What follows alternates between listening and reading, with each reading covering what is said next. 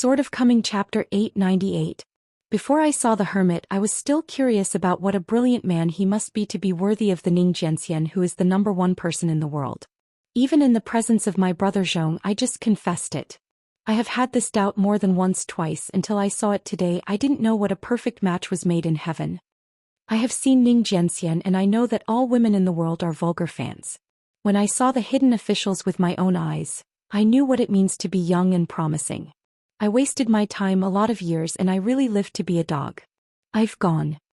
By the way, Lord Chen, I forgot to introduce myself. My name is Su Gu, the lonely girl named Gusu, but I am the aunt of the 3 ants and 6 poems. I belong to the same temperament with the Zhong brothers. To be honest, the reason why I was able to marry Jinlan with Zhong Qi, traveling with Tongyi's Hao, said 1,000 things and 10,000 thanks to Ning Jiangxian's matchmaking. Zhong Kui looked at the fat man with sincere expression and sincere speech, which was pitiful. It's not all lies. Gusu has questioned Qin Pingon many times. For example, this servant must be a big pig's trotter with intestines, and his stomach is not good and he can't eat any whole grains. He read a few books about sages and sages. Bad learning, a bit of an injustice, gentleman, good at rhetoric, and I want to come to Ningyao. The qualifications are too good. I definitely don't know the dangers of the Red World. She grew up in the Great Wall of Jianqi. A scholar from a foreign country, pry the corners of the entire Great Wall of Sword Qi, Qin Pingon was fascinated by his rhetoric. How has such things been missing in the novels of Smoke Powder and Zhou Xian? However, the reason why the fat man is so honest at the moment and his words are so diligent and flattering, is naturally afraid of Ning Yao, who is temporarily missing. The world's ghosts, in addition to fearing the Thunder Method, fearing the Dragon and Tiger Mountain celestial masters of the Yellow and Purple nobles, are more afraid of the great monks with luck, because they will be overcome by nature. Cui Dongshan shook his sleeves, which is very desolate. My family style is really a weird thing. Counting with your fingers, it seems that only the 14 realms like Lao Guanzhu and Jingzhuzhong can be avoided. This ghost from a human emperor was once one of Zhoumi's followers in the Hauran world. It has been laid out for a long time, but when Zhoumi's ascended to the sky and left, it was like taking away his luck and was quickly ascended by the sword. Ning Yao, who is in the vast world, found traces, and was intercepted and hunted by the Confucian temple at sea. But the lean camel is bigger than a horse. Since it is a fairyland that has fallen from the Ascension realm, it cannot be regarded as an ordinary fairy, just like Jiang Shangzhen. Now there are few fairies in the world dare to say that they are his opponents, such as the great sword of Gao Zheqing Gao. Xian Su Hao on the side of Kishandu and Yuguazong Wangji day and night, mentioning the old suzerain Jiang Shangzhen. Su Hao could only say that he dared to ask the sword with him, but never thought that he could beat Jiang Shangzhen. Under normal circumstances, this ghost in Tongyi's Hao, which is seriously lacking in top combat power, is considered a rare opponent in real combat. That mausoleum in the sea, the tomb is suspended in the sky so it can be hidden for many years. If it is said that a night ship that is erratic is a mosquito and flies in a mansion, it strays everywhere and occasionally makes a little noise. Then this fatty's place of cultivation is the gecko lying motionless in the corner, so it is harder to be spotted by the Confucian temple. Probably because of reaching out and not hitting the smiley person. Looking at the smiling young hidden official, the fat man took a reassurance pill. He just shook his arms around the vultures of public practice and passed the level easily. What? He is young and likes this set of shameless people who wants face and doesn't boast. The fat man asked tentatively, Qinshand, where is Immortal Ning Jian? I am in love with reason, so I have to thank her face to face. After all, I resisted, and instead of learning from Zhong Kui, I directly called Ning Yao his younger sister-in-law. Qin Pingon smiled and said, she has returned to the colorful world. The fat man was full of regret, rubbing his hands gently, and his momentum changed a bit.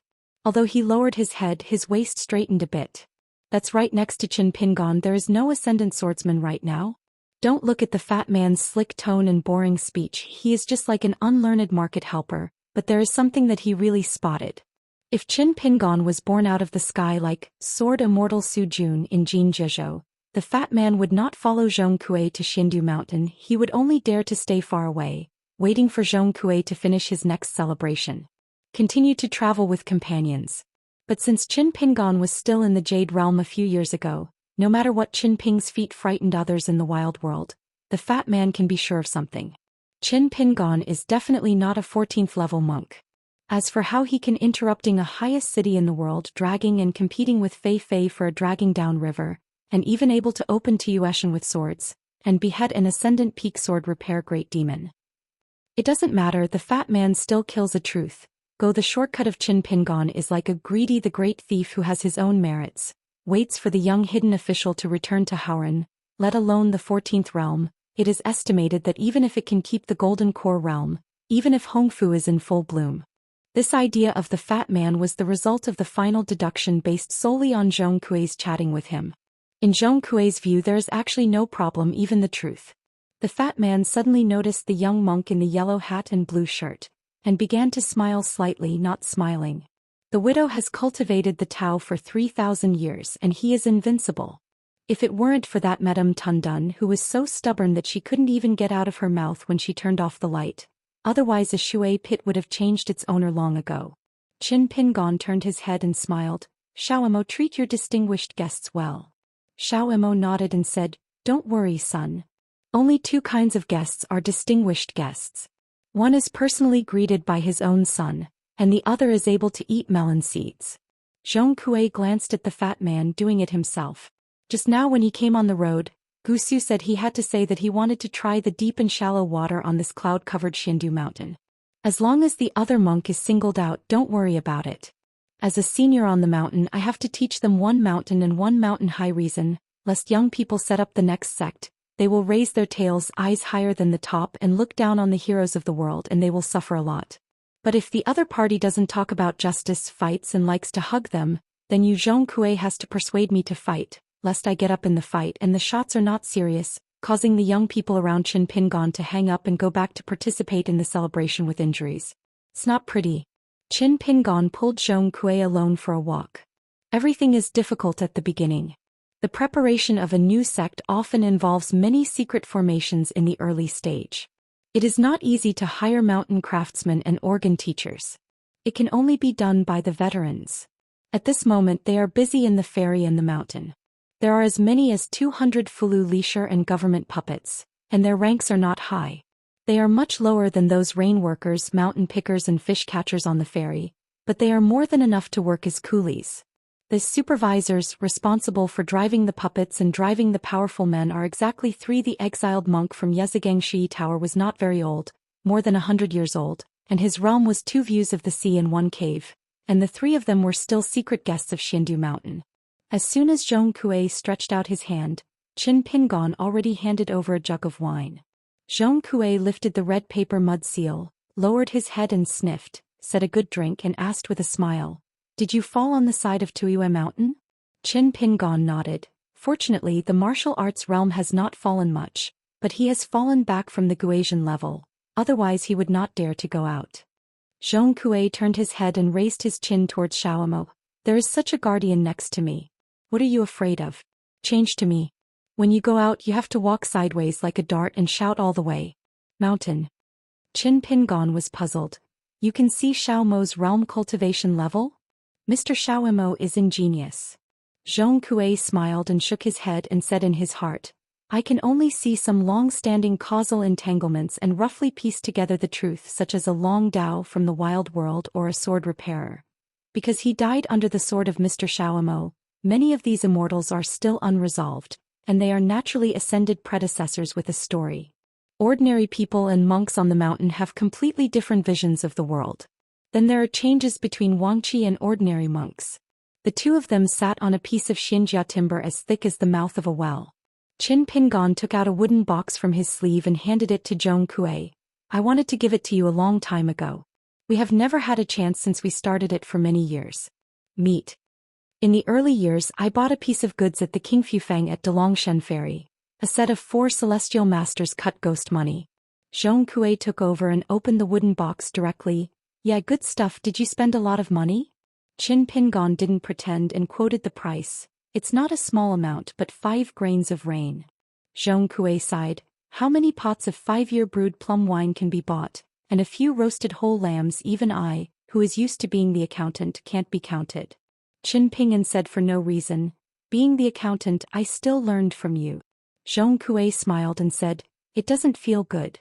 Zhong Kuei had been to Shujin Lake. But Qin Pingon was so exhausted that he lay on the ground and fell asleep. Zhong Kui didn't bother at the time. Qin Pingon laughed off. Zhong Kui took a sip of wine. He only said that there were 3 Confucian academies in Tonggishao in the past. In fact, Zhong Kui had many friends. Teacher, classmate, good friend, old man is like a tree in the garden, and the autumn breeze is sparse day by day. Qin Pingon said, I heard that Junyang went to Longhushan Heavenly Master's mansion and returned home this time. Have you seen it? Zhong Kui rolled his eyes and said, which pot does not open or lift which pot? There was a moment of silence. Zhong Kui couldn't help sighing and put his palm against his chin. I didn't think about what I could say after I went there. Besides, there may be a closed door, let's talk about it later. In fact, the biggest knot is the Tianhu Junyang who is cultivating Taoism in Longhu Mountain. According to Zhong Kui, it is not the lady proprietor who opened the inn back then. Back then, together with the heroic spirits of Skeleton Beach, Jingwenqing, were ordered to go to the Western Buddhist countries. Zhong Kui once asked a respected Buddhist dragon elephant. He asked 2 questions and reincarnated as a human being. Am I still me? Even if you can resuscitate, recover memories, remembering the past lives of Lu predecessor, who is the older and the younger? Qin Pingon roughly guessed the entanglement in Zhong Kui's heart and didn't say anything. There was some embarrassment. It was not all the authorities were obsessed with bystanders, and the authorities might have thought too thoroughly. Zhong Kui began to change the subject. In your light, I saw Wui in Xinjiang City. He and Master Qianggu kept hiding their heads and tails on the Yiming Road, because the 2 ascending realm ghosts were there. Be extremely cautious. It's almost equivalent to the mountain and wild repairs on our side. They are all ascending. They still have no branches and leaves. They don't gather the Yin soldiers without killing them. They are doing the business of the feudal town and they have unique means to hide. Breath just slowly eating away the aura of clear spirit, so the underworld is quite because of the headache. There is no such thing as a thorn in the flesh, but just letting it go. After all, it is not plausible and there is a suspicion of negligence. So when I saw Wui at the time, I moved with affection, understood reason and took a mouthful of a senior. I finally convinced him and helped him find an official position before leaving. I heard not long ago that Senior Wu Tai soon, pulling out the radish to bring out the mud is a little rewarding. If not unexpected, Senior Wu Tai is busy looking for the master right now. Qin Pingon asked in his heart. The founder of Xinjiang City who is now in Lingxiang? Zhong Kui shook his head and said, after seeing Wuxia I have checked 2 files and there is no clue. There is another one that I cannot go to temporarily. I will look for opportunities in the future to see if I can go there and look through the list. Qin Pingon asked about the Green Book. The name of the Green Book is almost equivalent to the so-called rank of the Immortal class in the Jiguai novels.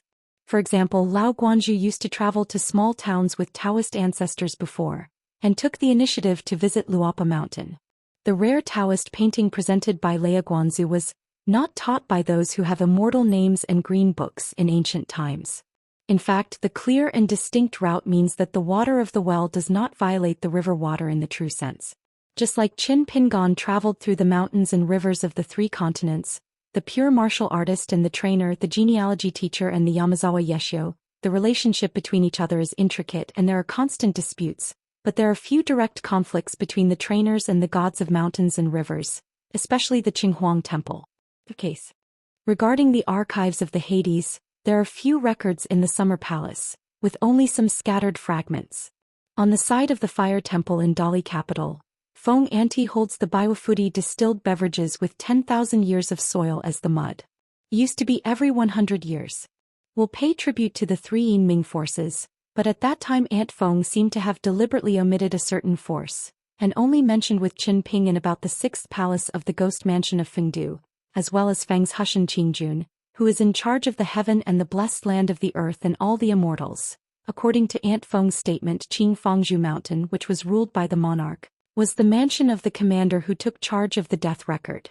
And the name of the upper life.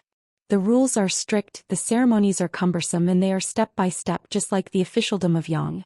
Then Qin Pingon said something about the immortal way, hoping that Zhong Kui would help as much as possible to check the person's past life roots and feet without breaking the rules and prohibitions. Zhong Kui nodded and agreed, remembering the fake Taoist monk from Aquarius. His name was Nian Jing, the word Xianwei the name of Xushuan Taoist and the birthplace and birth date. Qin Pingon smiled and said, There are people in the DB, it is convenient. Zhong Kui said solemnly, it's your skill to make friends like me, you can be complacent. Qin Pingan drank a sip of wine and wiped the corners of his mouth with the back of his hand. Learned. Qin Pingan glanced at the fat man and asked in his heart, how can this Eugene follow you? Zhong Kui shook the hip flask. It is the meaning of the saint of rituals, how can I refuse? But after a long time, in fact it still makes do, of course. The premise is that you will temporarily take over. Otherwise I have been beaten to death by this fat man with ill-tempered temperament. It's been 100 times. This fat man who now claims to be Su Gu and Taoist Gusu, his real name is Eugene. He was known as the Emperor of the Ages when he was alive, and he was infamous after his death. In any case, an emperor almost made the feat of one country is one continent earlier than the Dali Song clan. It is probably not too much to criticize and brutalize in the history books of later generations. It's not very reasonable just to scold him for being faint. Zhong Kui lifted the hip flask and touched Qin Pingan lightly. Yeah, you are well informed. Do you all know the fat man's real name? Qin Pingan smiled and said, I'm not afraid that Eugene will seek revenge with me. I know myself and the enemy and be prepared for it. In fact, leaving aside some secret history of the palace, Qin Pingan may now know Eugene better than Eugene. National titles and various reigns, important edicts issued, policies for governing the country, resumes, posthumous titles of the ministers of civil and military affairs in the court, and Qin Pingan did not miss a single word in the archives of the Confucian Temple's merits. A copy, in addition to Qin Yujing Shengxiping, asked in detail about some gossip that should not be recorded in the Confucian Temple. Therefore, in Qin Pingan's Xinhu library, there has long been an extra-secret file dedicated to the ghost Eugene, and he regards Eugene as the pinnacle of the Ascension realm. 5 thunders rectify the law, Long Hushan Thunder Board. Just to mention that the Book of Alchemy contains several types of talismans specially used to discourage ghosts. For this reason, Qin Pingan meticulously refined 700 or 800 Huangshi talisman. In order to one day be fortunate to meet, there will be opportunity to entertain distinguished guests. There are only a handful of monks who have similar treatments, such as Sui Chu Gong Wu Shuang Jiang, and Pei Min, one of the 3 masters in swordsmanship. It's not an exaggeration to put it at all. If Qin Pingan has never fallen into a realm, he is still the sword repairer of the Yupu realm and the real martial artist of the realm. He is alone, without the help of external forces, and he can completely wrestle with a ghost in the fairyland. Anyway, the fairy is not. I haven't played. Yun Yao of the 9 Realms Immortal Hall, and Han Yushu of Wanyaozong have all experienced them. If Eugene is not with Zhong Kui, but a narrow encounter, even if there is no Xiao Mo around him as a follower, Qin Pingan will not be a ghost who has fallen into a fairyland. Zhong Kui tweeted, this is too much to say. With Ning Yao as a Taoist companion who would dare to provoke Qin Pingan easily. There may be some secret calculations, but it is impossible to explain the provocation on the face. Now the 2 nominal co-lords of the world, Ning Yao in the colorful world, are magnificent in the barren world. And both of them are ascendant realm sword repairs with great avenues of expectation. Under the 14th realm, who can't weigh his own weight? It might be okay to say now that Ning Yao has not yet entered the 14th realm. The number 1 person in the colorful world is still relatively not so scary. Moreover, the current has not really changed, and there are now several 14th realm great monks in the world. Do things, both don't dare to be too capricious. When the sky changes, it's like the shackles are gone. All 14th level cultivators' character or heart will have many subtle changes, and when they do things they won't be so conservative. As for Ning Yao's temper, the mountain monks in Howren's world already knew roughly. If she had a good temper, she wouldn't be able to fly into the world with the sword, but she didn't say hello to the Confucian temple.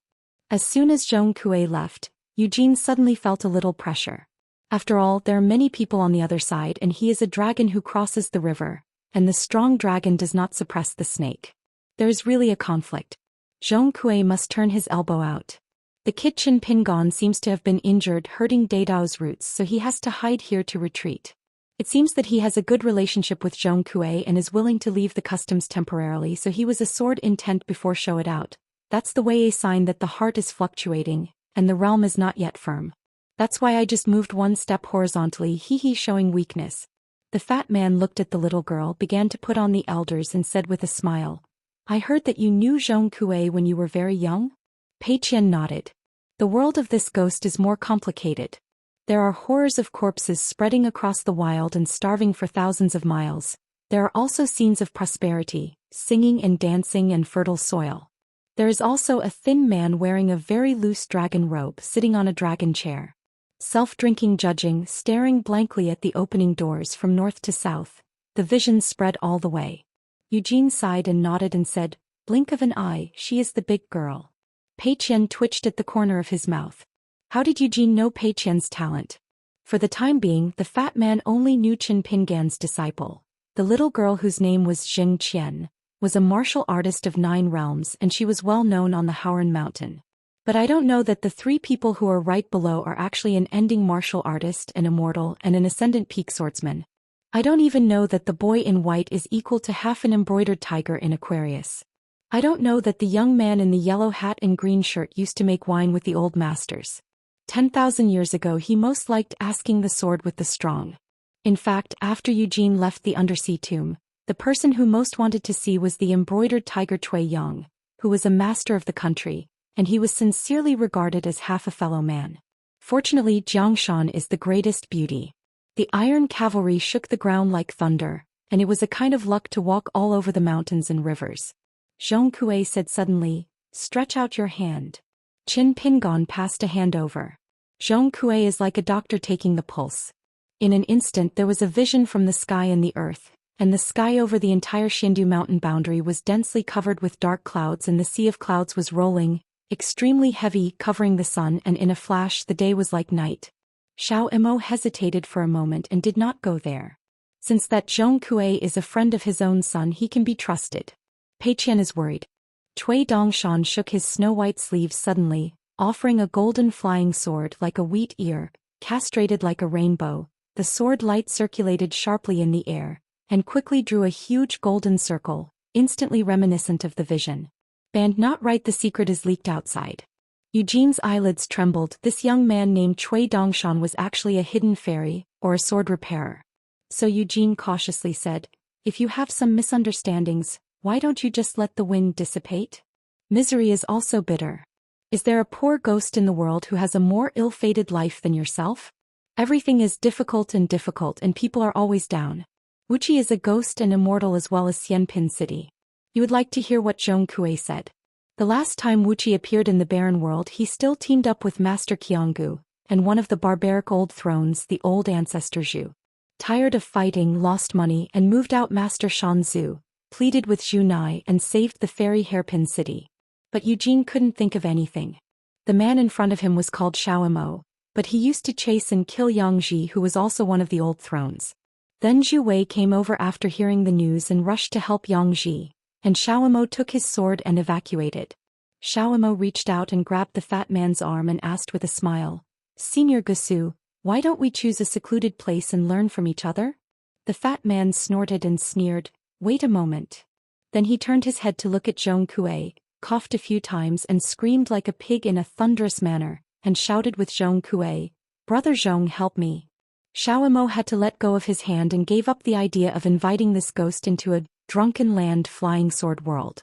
After talking and practicing, the other party lay on the ground with a disagreement, waiting for the soles of the shoes to fall on his face. Xiao Imo is not stingy in dealing with such a mess, but he still doesn't have enough experience in the arena. The fat man rubbed his arms, his eyes were sad. Mr. Xiao Imo so vigorously. A man who can bend and stretch, what a little cheek is. Pei Qian rubbed his eyebrows and looked at this fat man with a little admiration. At first glance he was hungry. Cui Dongshan started to favor this fat man a bit. He was a talent. I have to find a chance to persuade Eugene to go to the Middle-earth Confucian temple to play and roll, cry, make troubles and hang himself. Anyway, let the Confucian temple return to the place of cultivation, and then let Eugene put it on the side of Xindu Mountain. Xindu Mountain can take care of it. Eugene only needs give Qingping Jianzong a sum of immortal money on a regular basis, and everything is easy to discuss. It's just that Zhong Kui didn't pay attention to Eugene at all. He focused on investigating Qin Pingan's soul. After a while he frowned and asked, "If this is the case, why not stay in the Great Wall of Jianqi?" Qin Pingan's 3 souls and 7 souls really had a big problem.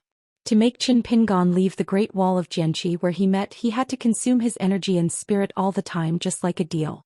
It is also due to the physique of the Wufu of the end of the world, full of vitality, strong muscles and bones, which can nourish the spirit, coupled with the sword repair's life-flying sword, can naturally nurture the physique. If Qin Pingan was only a far-traveler Wufu, he would have long been skinny and strong withered up. Zhong Kui once saw a portrait on the side of the Confucian temple. Above the city there is a bright red robe. The figure of the person holding the knife is vague. It is no longer a flesh and blood body, like it is composed of thousands of silk threads crisscrossed. In Zhong Kui's view, that's called a miserable can't bear to see. Originally being in the fairyland, he could stabilize his soul, but after a trip to the barren hinterland and Tuyue Mountain he fell again. Stay there, but I can't settle down and practice well. Qin Pingan shook his head and said, what's more, it's not a too loss-making business. After all, I can strengthen my physique. The reason why I was able to stay in Taiping within a few days. The end of the mountain's entrance to the mountain comes to a large extent from this one's own ask yourself with punches. Zhong Kui angrily smiled and said, just a little bit of a crime? Qin Pingan smiled and said, if you don't have to suffer hardship when practicing boxing, just get used to it. Seeing that Zhong Kui had no intention to stop, Qin Pingan had to remind him softly, it's okay, don't be aggressive. Zhong Kui looked solemn and was silent. Qin Pingan was about to raise his hand and push away Zhong Kui's, pulse-taking 2 fingers. The inside of his physique is like a stone grinding jade, always grinding 3 souls and 6 souls. Jade scraps are splashing all over, and Zhong Kui is trying to stop the sharp rotation of the grinding wheel with his hands. It is equivalent to a questioning sword. Zhong Kui glared at Qin Pingan. Despise me? Half-human not ghost fun? Qin Pingan joked. Since you are friends, you can't share the blessings and share the difficulties? Zhong Kui said solemnly, open your palms. Qin Pingan hesitated.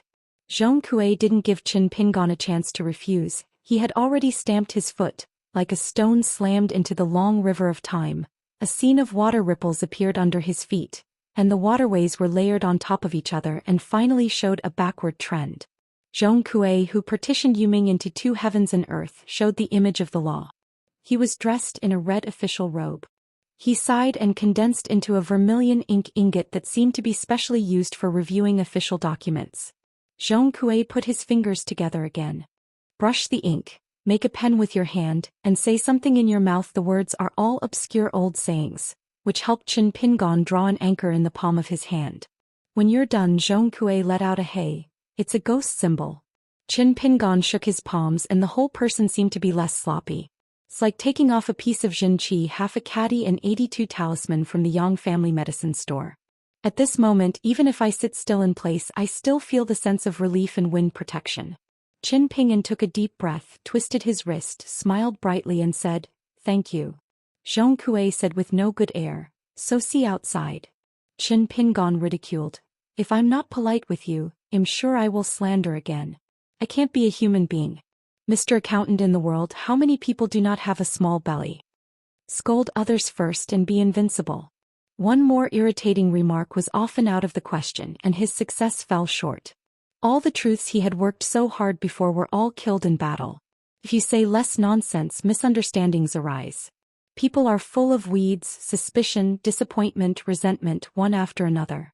Only the old rivers and lakes just speak. We meet, get off the horse to drink wine, encounter injustice and kill people in the city.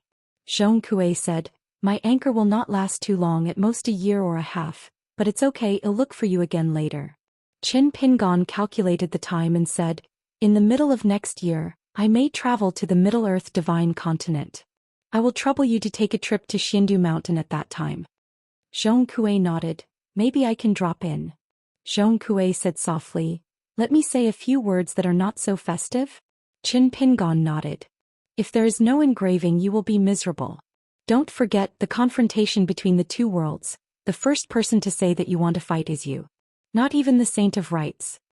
Assume that on the wild battlefield, if you win more than you win less, fortunately Howren will remember you in the Great Wall of Genchi more or less well. But if we are like a broken bamboo advancing rapidly and fighting in various places, you will be very miserable.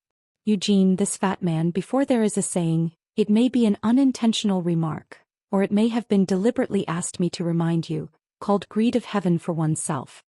Because you are the last hidden official of the Great Wall of Sword Qi, you are equivalent to carrying the exploits of the Great Wall of Sword Qi, no matter what Qinping thinks. What have you done as a hidden official? What to pay once were days it will all become unimportant. But since you have carved words on the city, no matter the future situation is good or bad at least for 100 years, you can stop a lot of gossip. Qin Pingon raised the flask. It's better to drink. Zhong Kui gently touched the hip flask in his hand. Just treat me like a nonsense. I can go in and out of my left ear even if I have heard it. There is something you may need to help. Zhong Kui stood up. Is there a Qinghuang temple nearby? Pray for the gods to worship the Buddha, find Qigong and worship the mountain. Qin Pingon followed up and shook his head and said, there is only one earth temple called Daoist. The place is not big. I heard that it is quite effective. Let me lead the way.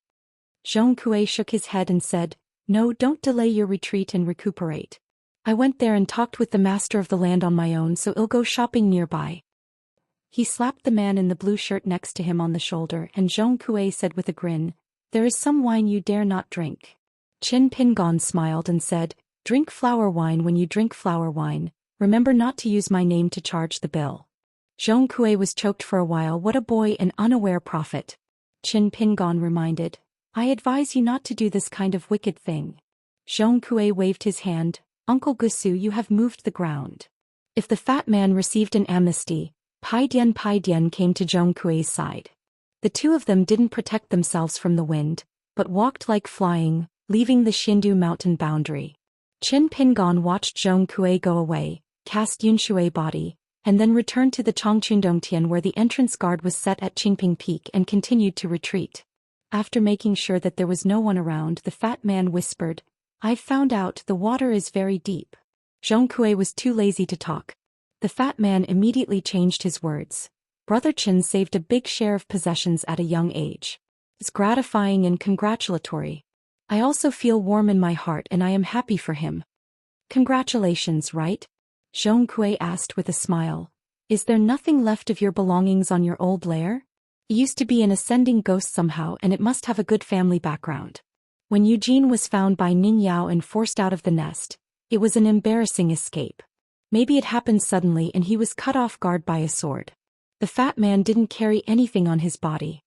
So during this period on the day, it really wasn't Eugene pretending to be poor on Zhong Kui's side. The fat man really had no money. Eugene stomped his feet with anger and said with sorrow, Zhong Kui, why sprinkle salt on the wound? If you scholars are willing to don't want the dough and ask for money harder than the merchants, can you give me the leftovers? Some leftovers? The fat man became more and more angry, beat his chest vigorously, howling dryly, heart is like a knife, heartache, heartache. Zhong Kui kept walking and said in a huff, okay, it doesn't make sense to cry poorly with me. It's not that I want to be the guest of Qingping Jianzong. Money can make ghosts grind, but in that dark grinding thing, it can be more permeating. The fat man continued on his way and asked, if you really give money, do you deserve it? Zhong Kui smiled and said, I'm just giving a suggestion whether it will work or not. I said it and didn't count it. Just listening to the implication, this fat guy must have a lot of private money. On the other side of the Confucian temple, digging 3 feet in the ground, can't search all of them? Or do you mean that there were countless treasures in your hometown? The fat man was a master who didn't see rabbits or scatter eagles. He reached out and grabbed Zhong Kui's arm and said, Zhong Kui, you have to give me the right words. Suddenly Eugene always felt something wrong, but no matter how the fat man thought about it, he didn't have the slightest clue. Perceiving a change in the fat man's mood around him, Zhong Kui asked, what's wrong? Eugene shook his head vigorously. It's weird, I always feel that something is wrong. Zhong Kui glanced at the fat man with pity in his eyes. You don't mess with someone, you want to provoke Pei Qian. Eugene doubted, that little girl? I look very polite. Zhong Kui smiled and said, believe me, when you arrive at the Temple of the Earth, please respect the Master of the Earth. On the side of Xindu Mountain, Pei Qian asked doubtfully, Big Brother is going to travel far? Cui Dongshan nodded and said, bring Xiaomao and visit the Immortals together to try your luck. Pei Qian said, Master, if you ask, I will explain it. This is the tacit fellowship. So the white-clothed boy and the yellow hat and blue shoes put aside their business, went to the sea together and went to explore the old bottom in a sneaky way. Riding Dragon Alley. Huang Hu at the New Year's Eve shop, Cui Peanut at the Chowtu shop. Two small benches, one large and one small, sitting side by side. The white-haired boy began to imply that he had a very good relationship with a certain shop, and he could help buy rouge gouache with a 10% discount. If you have a few more words, you have a chance to get a 20% discount. Cui Peanut finally couldn't help it anymore, just forget it once or twice. How can you cheat me so hard? It's not easy for me to make some money now. What's more, my brother is not around. Although Zhao Denggao and Sister Jiu in the shop are both good people, they are seeking a living in a foreign land after all, and there is no one to rely on. If there is no private money in their pockets, how can they be made? The white-haired boy abducted most of his wages. The girl angrily said, "Do you treat me as a fool?" The white-haired boy smiled and said, "You are not stupid either." Today Bai Xian took Yao Xiaoyan away from the worship platform and came to the small town. Otherwise she would not dare to go down the mountain alone. Yao Xiaoyan was greedy and she wanted to buy some cakes from the New Year's Eve shop. Not to mention that there was a master who wanted to honor her at the shop. Although Bai Xian couldn't speak well, he still had a little way of doing things. Arriving outside the shop, the white-haired boy stood up with his hands on his hips. Ha smiled and said, "Good boy." The little girl laughed and said, "Good master." Look, the family of both the master and the apprentice love each other in many ways. After Bai Xian held his hands, the stall inside the pavilion hadn't been opened for many days. Even if he couldn't compare to King Sun Chun, who didn't know what to do except for practicing swords, he was more than 7 or 8 Yao Xiaoyan. Isn't this about to break the border soon? Just come here to hang around in the small town. Who dares to provoke the uncle Bai Xian? Please come, you'll be invincible single-handedly. 3 under 5 divided by 2 Feijian swish swish. It's a pity that Brother Jia is not in the shop now. He listened to the right guard at the gate of the mountain and said that he was promoted. Huang Zhu smiled and said, "Yeah, isn't this Brother Bai?" After Bai Xian was still holding his hands, he nodded, crossed the threshold and began to inspect the business situation of the shop. The white-haired boy and Yao Xiaoyan asked, "How did you practice the 7 or 8 sword books that your teacher threw to you?" Yao Xiaoyan grimaced, "It's hard to learn. I thought I was going to be trained, but I never thought that." The gray-haired boy touched the little girl's head, admiringly said, "Very good, follow master." Naturally, the female cultivator who was exempting the palace at that time really wanted to talk about the qualifications of cultivation. She and that person, the difference between the two sides is more than 10,000 miles. So the ancestor of the hidden official threw this little confusion to himself. It was really wonderful. Bai Xian bent his fingers, knocked on the counter and said to the little mute who was standing on the small bench, "Ah, bring the account books, I want to check the accounts." The little dumb looked dumb, raised his head and moved his lips slightly. "Look at the mouth shape, it's a roll call." Bai Xian sighed, really a little mute. Bai Xian asked casually, "Where is the treasurer of Shi?" Amma continued to pretend to be deaf and dumb. Bai Xian didn't have the same knowledge as the little dumb, turned around to get a piece of cake and said vaguely, "Yao Xiaoyan, it's on your account, I can't accompany you on a trip for nothing." Yao Xiaoyan screamed outside the door and started to pay. The white-haired boy was pleased with his expression. As expected of my good disciple, doing things magnificently. "Master, don't you eat some cakes? It's my honor to respect master." The white-haired boy stared. No matter how poor the master is, I can't have a poor ambition. Bai Xian turned his head and yelled, "Old girl Hong Ho, do you want apricot flour cake? There is not much left. If you don't want it, I will eat it all." Outside the door immediately opened his throat and replied, "Leave me $2. The white-haired boy suddenly turned his head, and at the corner of the street, a sword fairy Mida came. There is also a dull-looking little girl around her who seems to be King Sun Chun. Fengyuan fairy was about to set off at Nujiadu to go to Baijiluzu. Miu came over and called Bai Xian to board the boat together. Bai Xian ate the cakes, clapped his hands, said goodbye to Yao Xiaoyan, and asked if she needed to her back to the sword platform. The little girl said no, there is a master. Bai Xian left the shop and followed Miu to Nujiadu. When he arrived on the ferry, Bai Xiankai asked with curiosity in his heart, "The dead fish eyes have followed, why don't you go to the next sect with us?" Miu sternly said, "It is the hidden officer who called you to participate in the next celebration. In addition, Wan Shu, Zhao Shusha, Zhao Luan and Yao Xiaoyan, they may not rush to Xindu Mountain. Guizhuzhio and millet grains are now very well mixed. They visit the mountains and watch the door together every day and enjoy it." After Bai Xian held his hands, he hummed and said in a deep voice, Sure enough, the hidden official still values me, the little hidden official, most. Miyu nodded with a smile. In fact, Bai Xian has been looking at Miyu from the corner of his eye. There will be no fraud, right? Miyu curled his lips. Bai Xian hesitated. Miyu, you have to swear to me it was not that Pei Qian called me over, or I would go back to the sword stand and practice sword. Miyu raised a palm. I can swear it's definitely not that Pei Qian is making trouble for you. Bai Xian laughed loudly. I'm still afraid that she won't make it? Miyu smiled without saying anything. This kid Bai Xian owns a flying sword named Wandering. The heavenly granted, magical powers of this flying sword are a willow leaf with Jiang Shangzhen. They have the same effect and are good at exchanging injuries for their lives. If it is a fight between sword repairs, it will take advantage. That's the case with Jianxiu, let alone dealing with other Qi practitioners. It's a pity that he was born in the Great Wall of Sword Qi, but it was tasteless, so in his early years at the Summer Palace he had no choice but to have a Bing Xia rank. Coupled with the number of natal flying swords, it is no better than a small abacus and little confusion, because Nalan Jade has 2 natal flying swords, Xingguatian and Flower Lantern, both offensive and defensive. Yao Xiaoyan is the only swordsman in the lower 5 realm with 3 flying swords at the same time among the 9 peers, Chunshan, Cobweb, and Neon Clothes. Despite being nicknamed Little Confusion by Bai Xian, Yao Xiaoyan is among the 9 sword fairy embryos, the sword repairer who has the most hope to securely enter the Jade Pu realm. On the other hand, King Sun Chun and Bai Xian, although they will definitely be among the Golden Core and Yuan Ying earlier, but Yao Xiaoyan has more advantages than the smooth and secure of breaking through the border.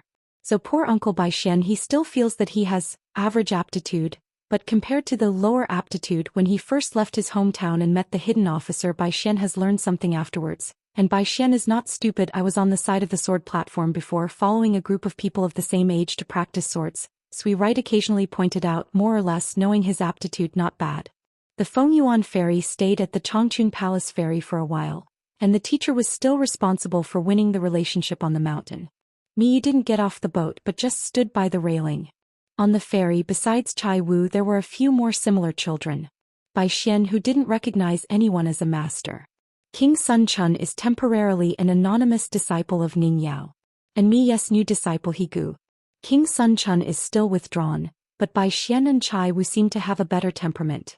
They don't talk much, but they often get together, one for tea and the other for drinking with companions. Miyu is still very optimistic about King Sun Chun. He is talented and works hard. He likes to compete with himself on the way of practice, but he doesn't know if this little girl has anything to do with Sun Jiyuan. Miyu had never heard of such a sword fairy embryo before being brought to the world by the hermit. But it's normal. The youngest generation of the Great Wall of Jianqi was of course led by Ning Yao. In addition to Chen Sanqiu, Dong Huafu and the others, there is also Qi Shou and the others, as well as Gao Yeho and Pang Yuanji. Although they are young, they are too dazzling. It is a well-deserved big year. Younger ones are the little hidden officials, Qin Li and Guizhujiu. Originally, children like Bai Xian and Sun Chun Wang were in the same generation as Qin and Li. If it weren't for that war, these kids, in a few years or so, it would be their turn to guard the gate and take care of the sword repairs in the foreign country. In a room, as the host, Chai Wu lifted the hip flask and shook it towards Bai Xian and He Gu, probably asking if he wanted to drink together. Bai Xian raised the teapot in his hand. He Gu waved his hand and Chai Wu poured himself a bowl of wine. He Gu asked, Bai Xian, the chief worshipper and the master of the law, which one is the most important? On the side of Luopa Mountain, Zhou Fei, sister Changming, couldn't show who was the official. In the Xindu Mountain of the Xiazong, Miyu is the chief worshipper and Cui Wei is the master. Among the 9 children, He Gu, the tallest one, had his natal flying sword named Fei Lai Feng, and his natal magical powers were similar to those of Wuyue mountain monarchs. The He family is not considered a wealthy family in the Great Wall of Jianqi, so it could not have a house on Taixiang Street or Yuhu Street, but the background is not shallow. The ancestors of Jianxiu belonged to the line of criminal officials. When Haosu became the last criminal officer anyway, there was no such thing as nothing. He Gu had a short sword studying maidservant, hanging from his waist, which was an ancestral thing. Bai Xian raised Erlang's legs and said, if you follow the seat arrangement on the side of Jisifeng, the position of the chief worshipper is more expensive, but the ancestors in charge of the law are more powerful. Big. At the bow, Miyu was lying on the railing, listening to Cui Dongshan talking about something privately, that Mi Xiefeng only Jianxiu can cliff it. Miyu has already begun to look forward to the Luopa Mountain and Qingping Jianzong in 100 years. Grandmasters come forth in large numbers and sword celestials gather. The future can be expected and the future will come. Sword of Coming Chapter 899.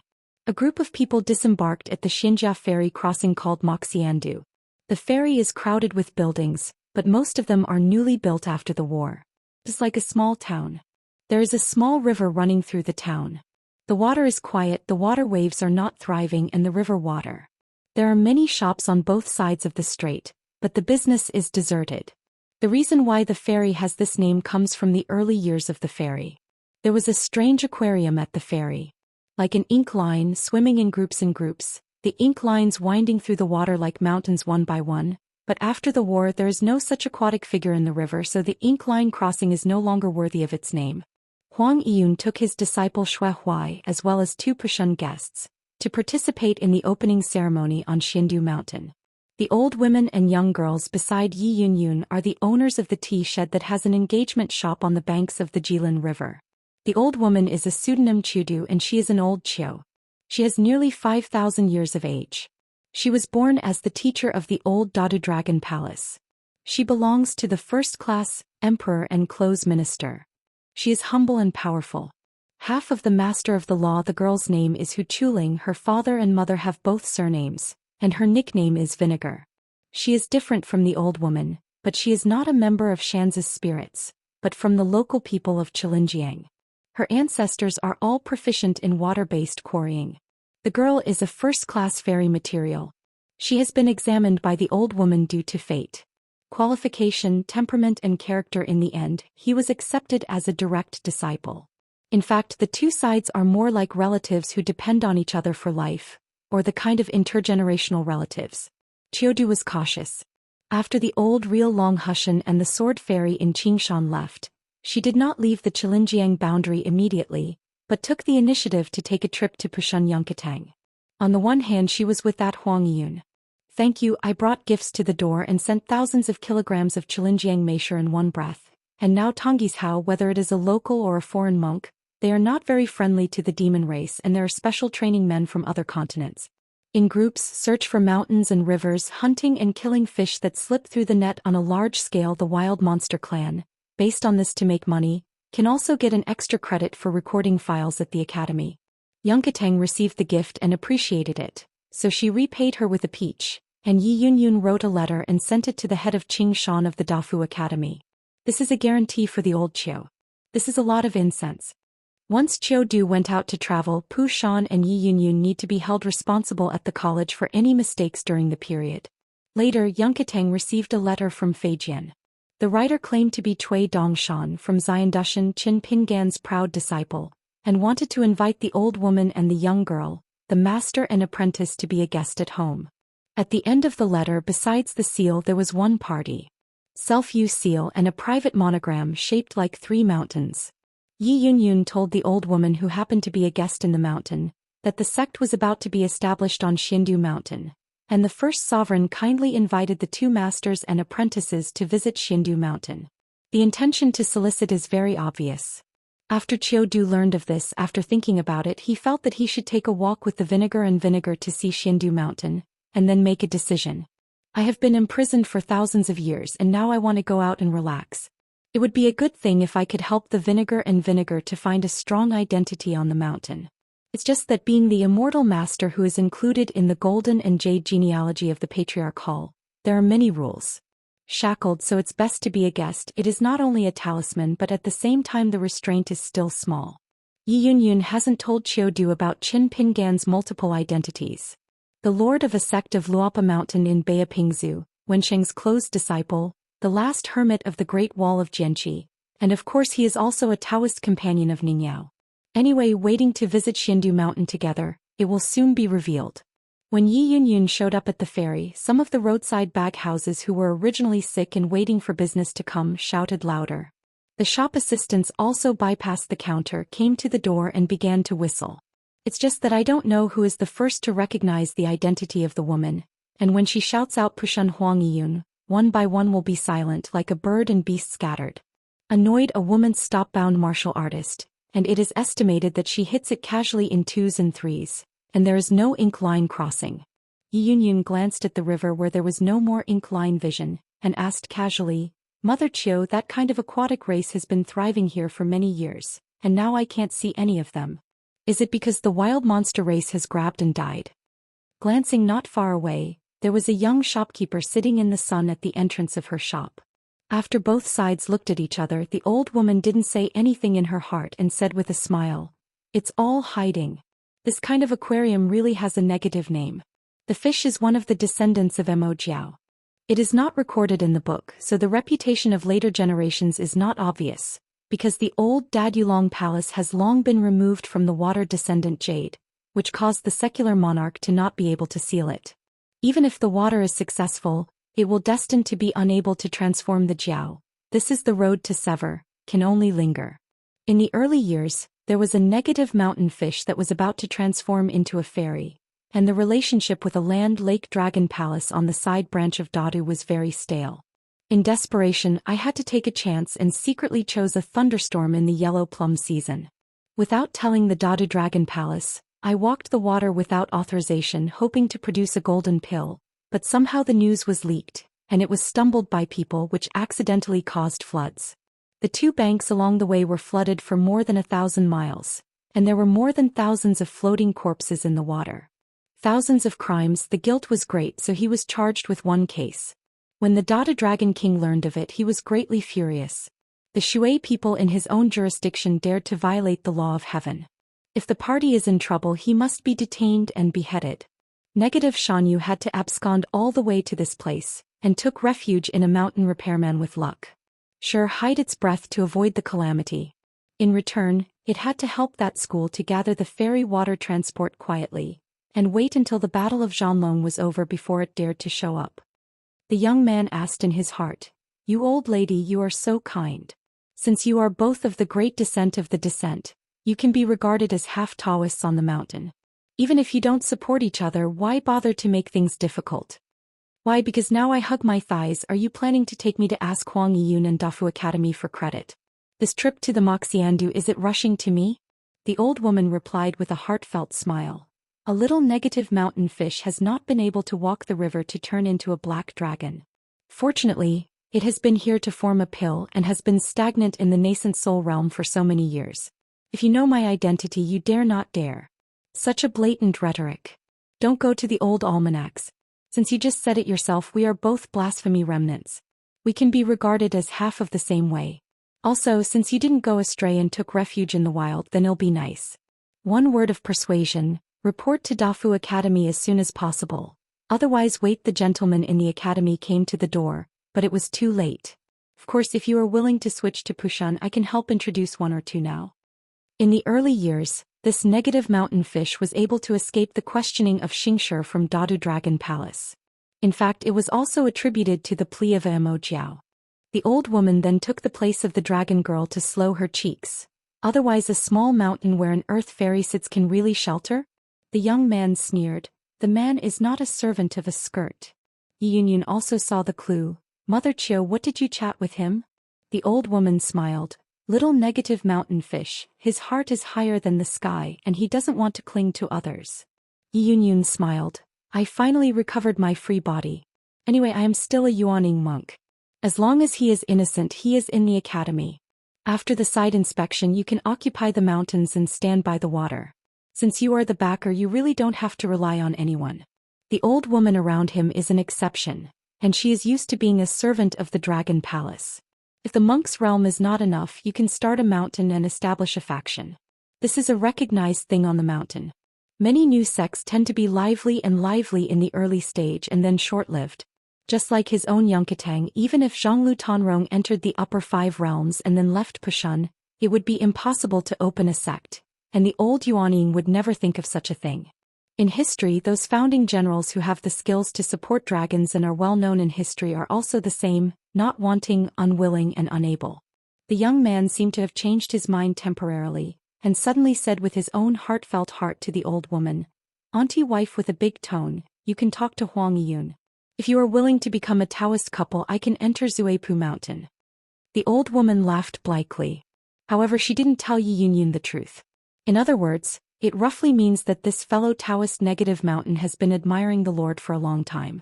Yi Yunyun smiled and laughed. After strolling through the various shops in the ferry crossings of the gates, Yi Yunyun made up her mind and couldn't buy it. She finally found a secluded place. She took out a piece of origami from her sleeve. The multicolored paper boats were thrown into the ink line crossing the river water, as if Xiaowan fell into the sea, and the river shook gently, and finally suddenly appeared a top-grade talisman boat, which was like a high-rise boat 2 stories high and could carry more than 30 people.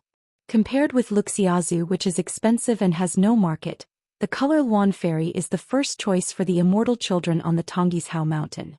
Of course, the premise is that they can afford Gu Yes money, and it is not suitable for long voyages. Next, the private ferry will traverse an old dynasty's southern border mountains and rivers. It is about 2,000 miles away from Xiandu Mountain. If it is an ordinary boat and car, the distance will be at least doubled. The ferry lifts off, the earth, mountains and rivers are like bonsai. Yi Yunyun was standing on the bow of the ship, her sleeves flabby, and she was in a heavenly attitude. Xue Huai glanced at the master, only one thought: the future master is too difficult to find. Pushun is busy with business, so Zhonglu Tanrong will come later. When Lao Yuanying learned that Master Chao, who had visited her daughter-in-law in Wanshishai before, was actually the real master of the Yinpu of Baijian Immortal and the Yinpu of Jianxian, Lao Zhonglu almost didn't stare his eyes out, and waited until Tanrong returned to God. Come, it's spitting all over, began to complain about his own mountain master. Why didn't he say it earlier? Otherwise he wouldn't have to prepare the 4 treasures of the study and a lot of plain seals. Put the young hidden official on the chair and not let him go? Yi Yunyun is not easy to explain. She actually only knew the true identity of Master Chao before him. Lao Zhongli was like a lady who was abandoned by the beginning and the end, with faint eyes and babbling words, complaining constantly on Yi Yunyun's side. The mountain owner mistaken me.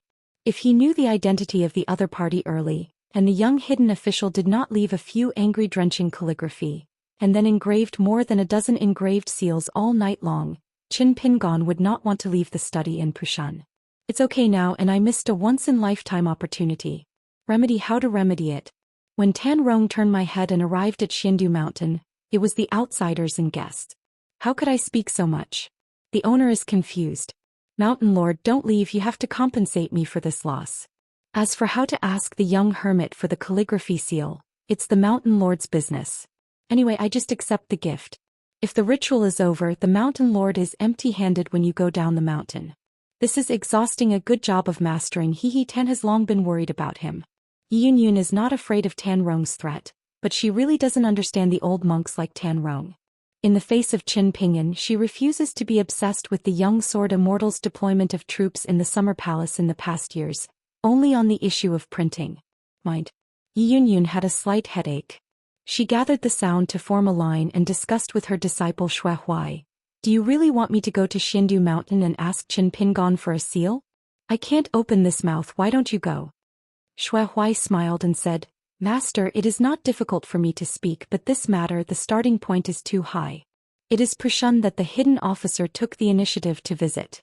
It has invisibly boosted Tanzangla's appetite, so I want to watch it.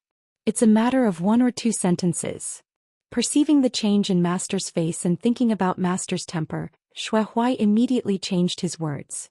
If Master is really embarrassed, it's a big deal that I will start with Master Qin Shan. While provoking the conversation, when the time comes, the Master echoes a few words. I believe that Qin Shan's personality will definitely not make Master embarrassed by Tanzanglu.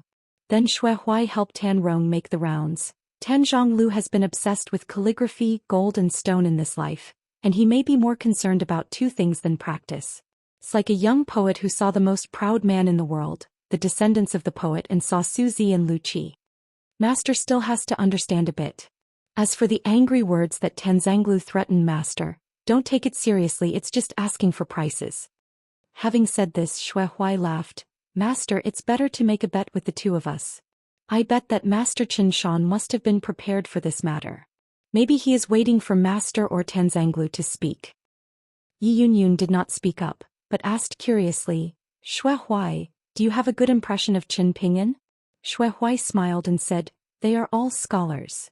It is fortunate to follow master to practice in Pushan, participate in various ceremonies, and I have seen many outsiders, but it is the first time I have seen a monk like Qin Shanju, and it is very refreshing. Since, if you must describe Qin Shanju in one sentence, it is." After a moment's pause, the old master nodded and said with a smile, "It looks as if it is looking, and it is also warm, respectful, and peaceful." Yi Yunyun said, "Very high evaluation. At the end of the new year, there is still half a month away from the sect celebration." The reason why Yi Yunyun rushed to Xindu Mountain ahead of time was selfish. She wants to be open and honest with Qin Pingon. Yi Yunyun is extremely young among the martial artists of the end: Wu Tan, the martial sage of her hometown, Zhang Tiaoxiao from the Middle-earth Shenzhou, the old man Gong Wang from Luzhou in Beiju, and Pei Xiang from the Leigong Temple in Iazhao. Not too small. Yi Yunyun really wants to know a pure martial artist who can question Cao Xiai and who is the same age as Cao Xiai. How heavy is the fist and kick, how big is the boxing theory, and how high is the boxing technique?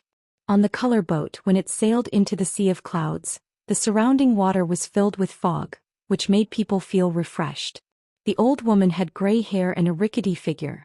In the past years, I also held a golden emperor's rain symbol, showing his true body, soaring through the clouds and driving the fog, spreading rain for the earth, mountains and rivers, and raining rain. The side carries a hand stove in both hands. Because of its small size, it is also known as the sleeve stove. It is made of copper with built-in charcoal and woven bamboo strips. A group of people overlooked the earth, sparsely populated, and still green mountains and green water did not change its color. But along those big rivers, the towns of Xianxia, which were built by the water in the past, are still mostly ruins, devastated and horrible. Yi Yunyun couldn't help asking, Dun Yuan hasn't regained the country yet? Otherwise, with the background of the old Daoist dynasty after so many years of recuperation, how could it not be so lifeless and lifeless?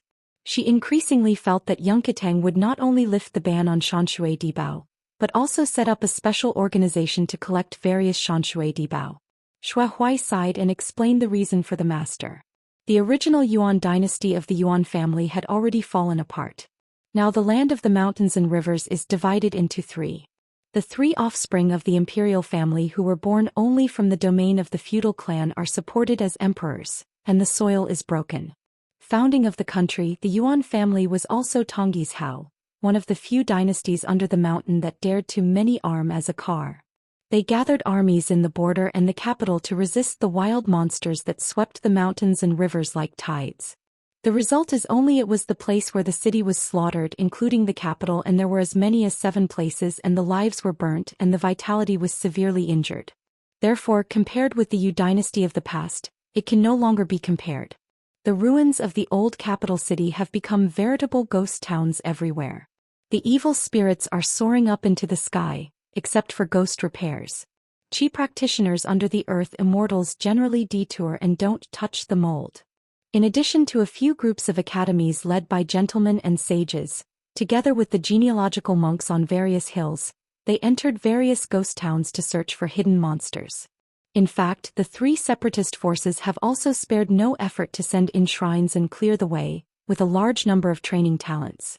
The guards entered the city to gather the corpses, spent a lot of talisman and god's money, and also held a few water and land ceremonies to extradite the dead, but the results were not great.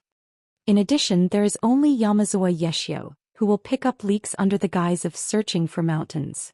Although some of the old mansions of the wealthy clan are dilapidated, there may be some unexpected gains, and they will strictly follow the sunrise. The rules of going out of the city at sunset moment, otherwise you will be trapped in a lot of obstacles. It is easy to have no return. Ghosts hit the wall in the city and become new ghosts. Ordinary martial arts fighters, young men with strong yang spirits, would never dare to enter without permission. At most they would lay hands on those casual practitioners, do some deeds in the city and get some dividends afterwards. And most of them are in the midsummer, the days when the sun is in full bloom in the chosen heaven and the earth, and most of them have to stay away from the ghost town for at least 100 miles at the end of winter, like the current cold and freezing weather. Yi Yunyun asked, "We Pushun disciple, haven't we been here?" Although most of his Pushun disciples are in the southern boundary of Tongyi's Hao, they cooperated with the 2 academies in Yuguizhong to search the mountains, But when Yi Yunyun saw the ghost town of Jiu's mountains and rivers, she was still a little worried. Shui Huai shook his head lightly and said truthfully, I haven't been here yet. Tong Yezhou is too big, almost equal to the territory of 2 Aquarius continents. Besides, Tong Yezhou does not have the Dali dynasty, and there is no embroidered tiger Cui Yun. There is no invincible Iron Knight that is invincible, let alone the low eyebrows of the immortal masters on the mountain and the human dynasty. There is no feat of erecting the law of a country on the top of the mountains. Yi Yunyun said, after participating in the Xindu Mountain Festival, we will walk through these ghost towns to see if there are any ghosts and generals who have already become the weather, and try to gather the Yin soldiers to disturb the Yongjian. Once it happens, the seat of the old Great Yuan dynasty, a ghost city will form a small world similar to the ruins of an ancient battlefield. When living things are in it, they will be subtly affected by evil spirits. Especially when the ghost city has formed a pattern of ties of air, it is even more difficult. Yi Yunyun will not complain about the inaction of the academy. In the 3 brand new academies, including Dafu Academy in the years after the end of the war, from the mountain leader and deputy mountain leader, to gentlemen and sages, and even to Confucian scholars in the academy, almost everyone did not talk about studying in any study all year round. Running around and struggling to deal with it, in addition to searching for mountains, in addition to mending old mountains and rivers, it is also a lot of clutter and it is a mess. Everywhere needs the academy to solve hidden dangers, and over the years the students of the academy have suffered no casualties. Less. Shui Huai hesitated and said, even if the ghosts in the city are fierce, they are all pitiful and respectable. Yi Yunyun sighed. Of course I know, it's just the end of the matter. What else can be done? I can't leave the city alone. Yin Ling was soaked by evil spirits year after year, and if he dragged on, even if the burnt academy was able to vacate his hands, he could only clean the ghost town. At that time it would be tantamount to a new massacre. Shui Huai was worried. Those ghosts are very troublesome to set up. Not only Tonggishao, in fact, except for the Middle Earth Shenzhou, there are no sects of ghosts and sects. At most they are complicated and not lacking. The bulk of the site can open up several hills alone for ghosts to practice. So now it can be made into a hammer, the feat of fixing the sound, unless it is an ascendant monk who is proficient in ghosts, who will not hesitate to spend his own way and use the means of reaching the sky to perform spells here. And there is hope to turn the breath of heaven and earth from filthy into pure spirit. It's a pity that Tonggishao now has no ascendant realm, let alone a mountain monk who is proficient in ghost ways. But it is said that in the past years an unidentified monk once suddenly appeared on the battlefield of Tonggishao and led an army of heroic spirits to block an army of withered bones under the command of Bai Ying, the wild old throne. Just looking at the old city with broken walls everywhere, even in broad daylight under the sun, it still gives people a ghostly feeling, but there is one thing that makes Yi Yunyun feel quite strange. The city is obviously very evil, but it is filthy. Meaning but not heavy, the old woman and the girl said in their hearts. Jealous, I will tell you in advance when we get to Xindu Mountain, even if you have some good feelings about that side, no matter how good the other party gives, we will be the most imaginary title. Kaching, don't be that worship monk. The girl curiously asked, why is this? The old woman didn't explain much, just touched the girl's head. In fact, it is best for them to simply take refuge in Pushun Yunkatang. Huang Yiyun is trustworthy, and Pushun has an excellent reputation. She is well known on the mountain and down the mountain, especially Yi Yunyun's Taoist heart, like a Wang Qingchuan, clear enough to entrust her life. It is a pity that she and Pu Shan did not take the initiative to speak from beginning to end, and Qiu Du couldn't get on the pole to send himself in the vinegar. On the other hand, the Qingshan sword fairy, who was very young and mastered sword skills, had met by the river before, but he was always gentle and polite in the tea shed. But the old woman couldn't understand the other party's character at all. Moreover, the Xindu Mountain turned a blind eye to these ghost towns entrenched with evil spirits and left it alone. For the monks on the mountain, thousands of miles are just a few steps away from the neighborhood. But on the side of Xindu Mountain, since the sect is about to be established, it must be good. But I can't say that Xindu Mountain is doing something wrong. The dust is rolling, the karma is heavy, the cultivator is clean and self-conscious. Why is it wrong? It's just that the old woman inevitably murmurs in her heart. The vinegar are too good. If it is on the Xindu Mountain side, the door is not correct and you can make the best use of everything. What will you do? Attaching to a certain Xinjia mountain, it is always easy to get off the boat. In his early years in the Dadu Dragon Palace, Qiu Du was in a position of importance, and he had long been accustomed to the treacherous intrigues between his colleagues, between Shan Tao and the fairy master. The monks in the mountains with bad reputations are not necessarily bad guys. With a good reputation, it may also be a man of integrity and good calculation.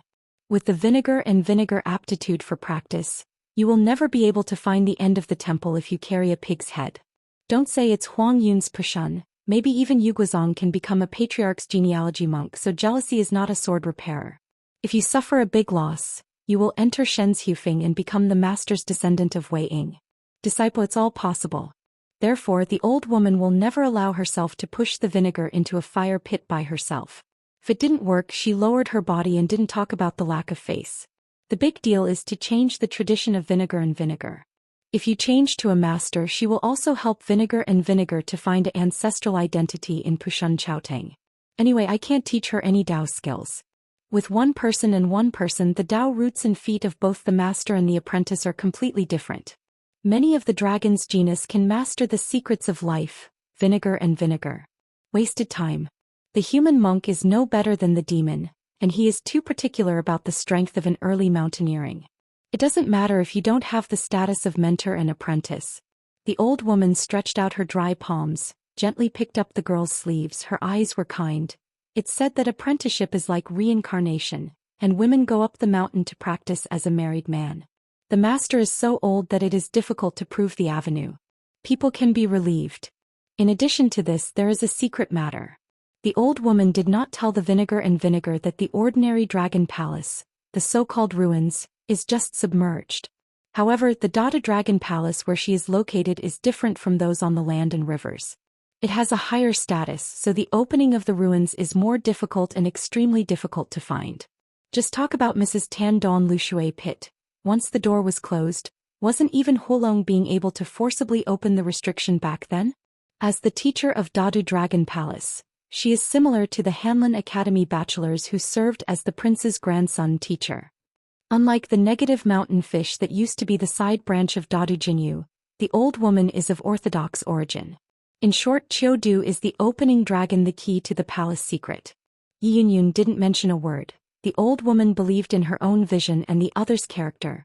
Pu Shan was not putting a long line to catch a big fish. As for the Xindu mountain, it was the Qin Jianxian who walked on his front foot, and then followed an invitation with his back foot. How could the old woman not weigh the pros and cons? So she made up her mind, taking advantage of the real dragon in Aquarius Island before it has been announced to the world. She will gather the world and the abandoned dragon palace, and she must quickly take a trip to hometown and homeland.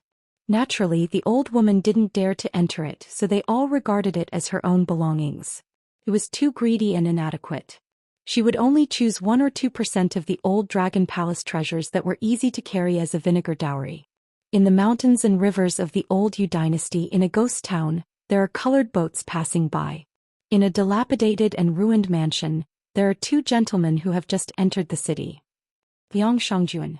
On the beam between the two there are 2 pots of wine, a dish of salted peanuts and a dish of dried soybeans. The shabby scholar twisted a peanut, threw it high and dropped it into his mouth, then glanced at the fat man on the side and persuaded, "You hurry down and sit down on the beam." The fat man said with anger, "No, the widow's dragon chair can sit on it, but the small beam can't sit on it. This family has smoked from the ancestral grave, so that the widows made of gold can sit here. It is Zhong Kue and Uncle Gus. I've been to the Temple of the Earth before and then wandered here." Inside the ghost town there was a little awe-inspiring spirit.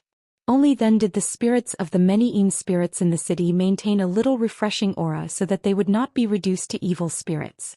It should be the fairy family of the white-clothed boy.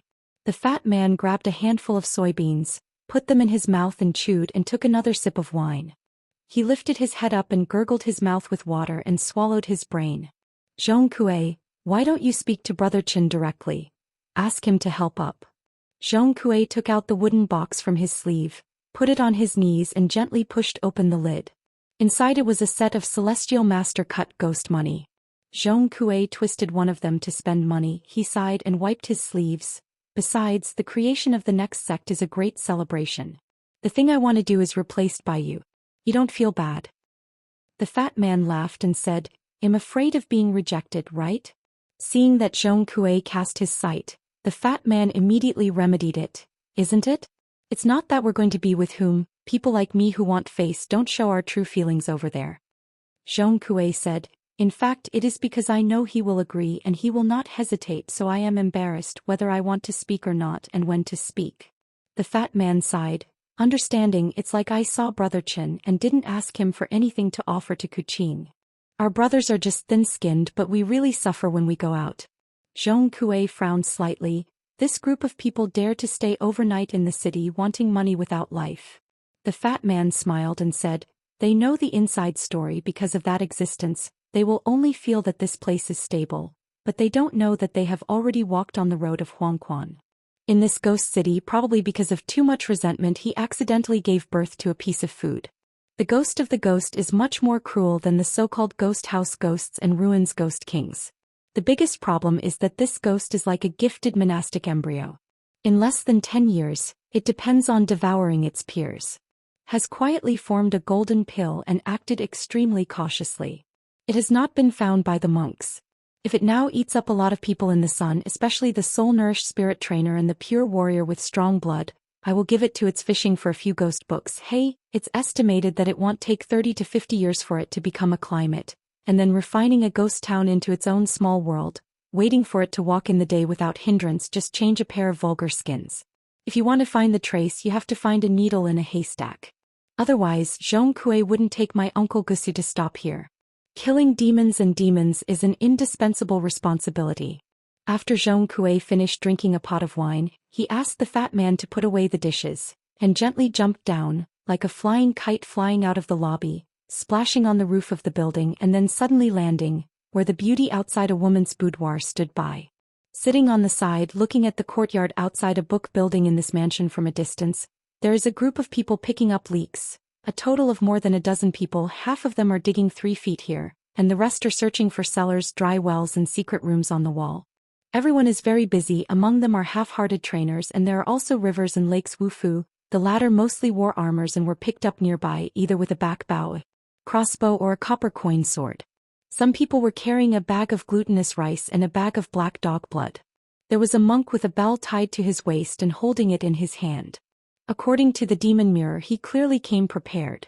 There were also a few wheelbarrows parked outside the gate, because the donkey and horse did not dare to enter the city no matter how they whipped.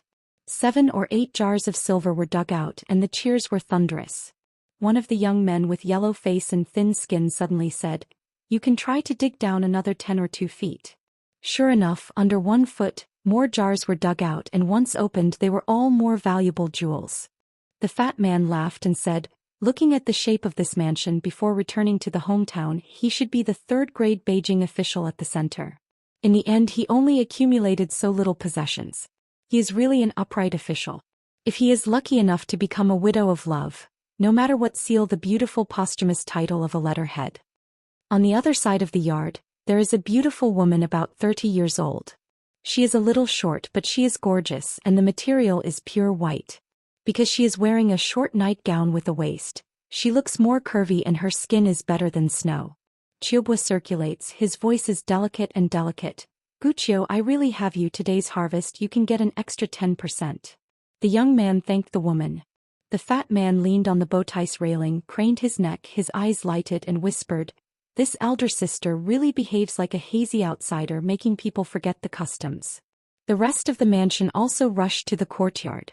At the same time, one of them was holding a huge fire-painted gourd. The key was that it still had a handle and had an excellent appearance. The man and the woman laughed and asked, "Madam, is this a thing used by your gods?"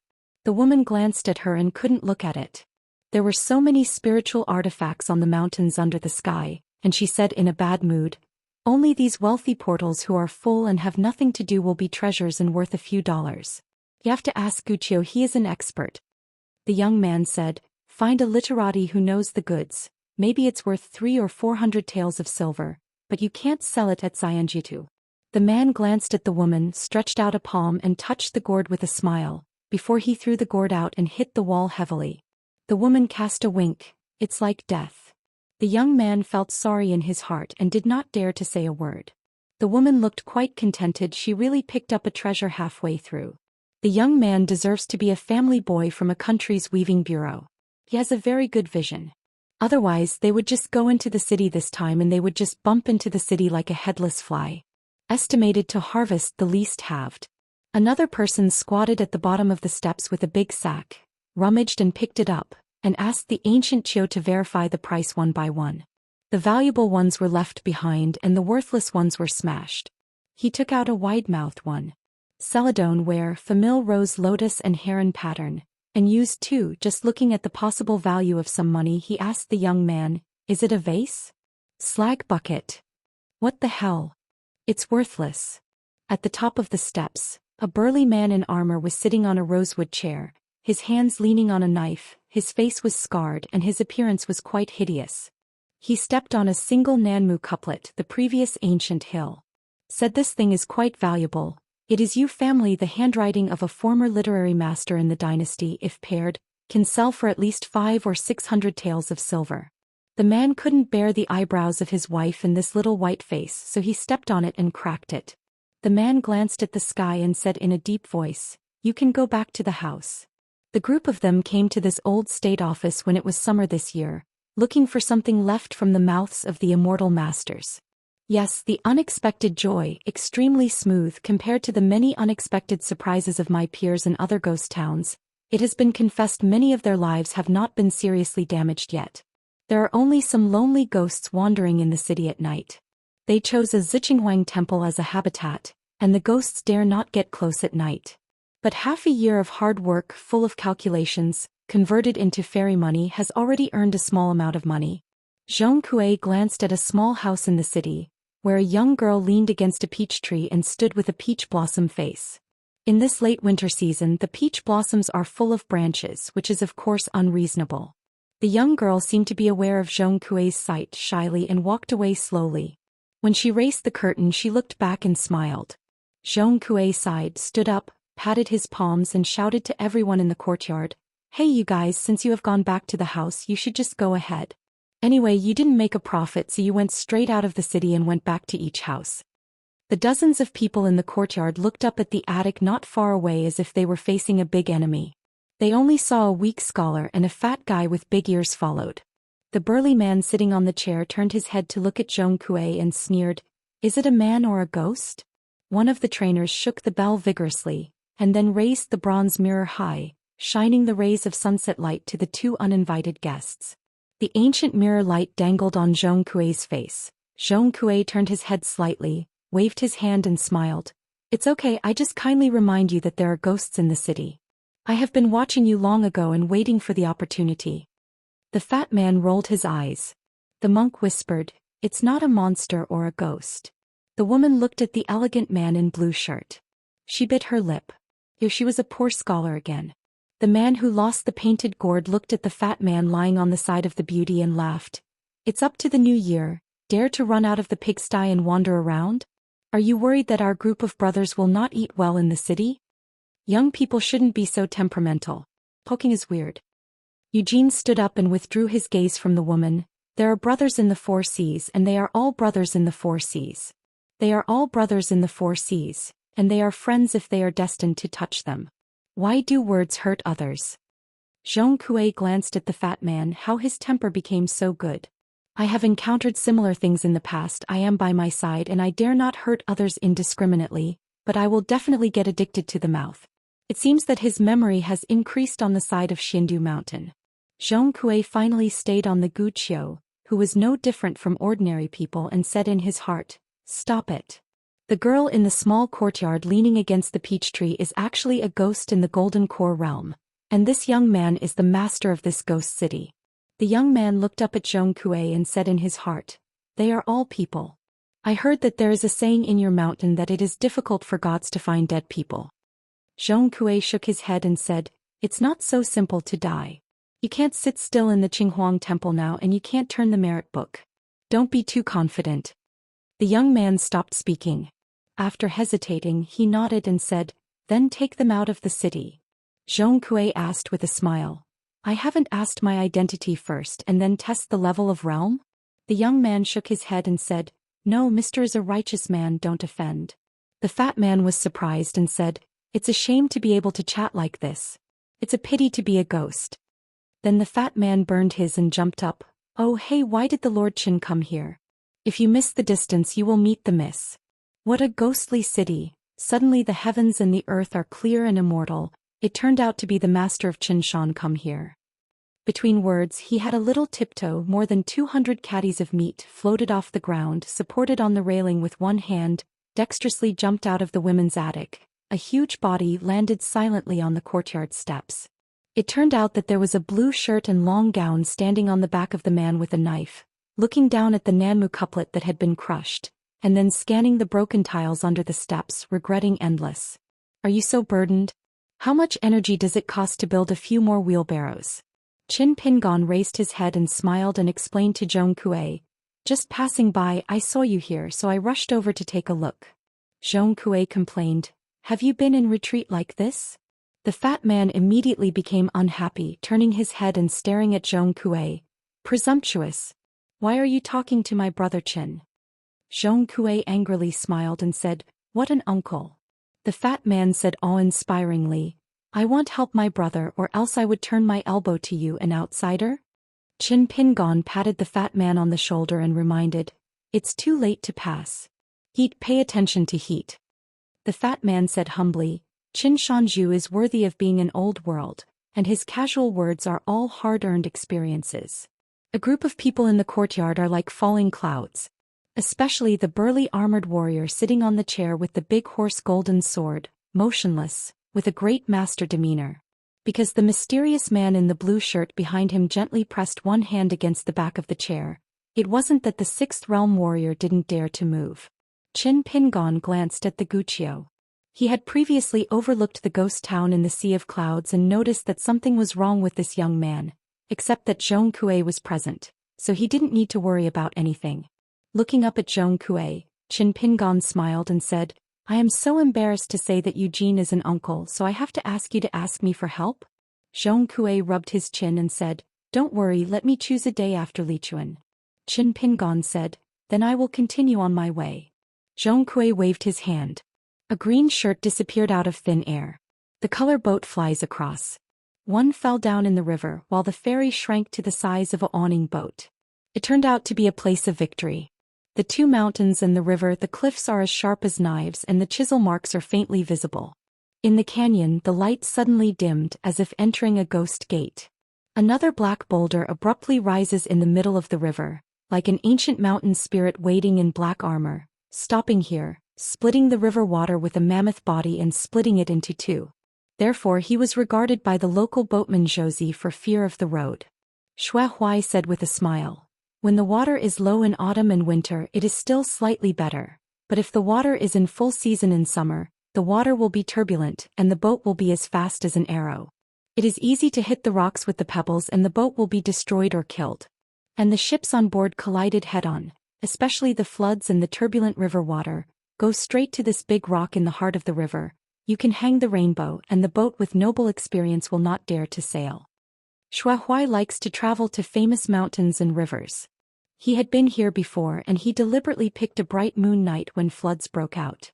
The old master stepped on a flat boat with his feet and was mistaken for immortals by the local people. Yi Yunyun asked, "With this huge rock standing over the river, it is a major obstacle to water transportation. The local court didn't have the emperor to seal the water he bow, and built temples nearby to help press the water and smooth the water veins?" Shui Huai shook his head and said, "Don't say it. Since ancient times there has been no imperial court-approved water temple, and even the local natives did not dare to build an unruly temple.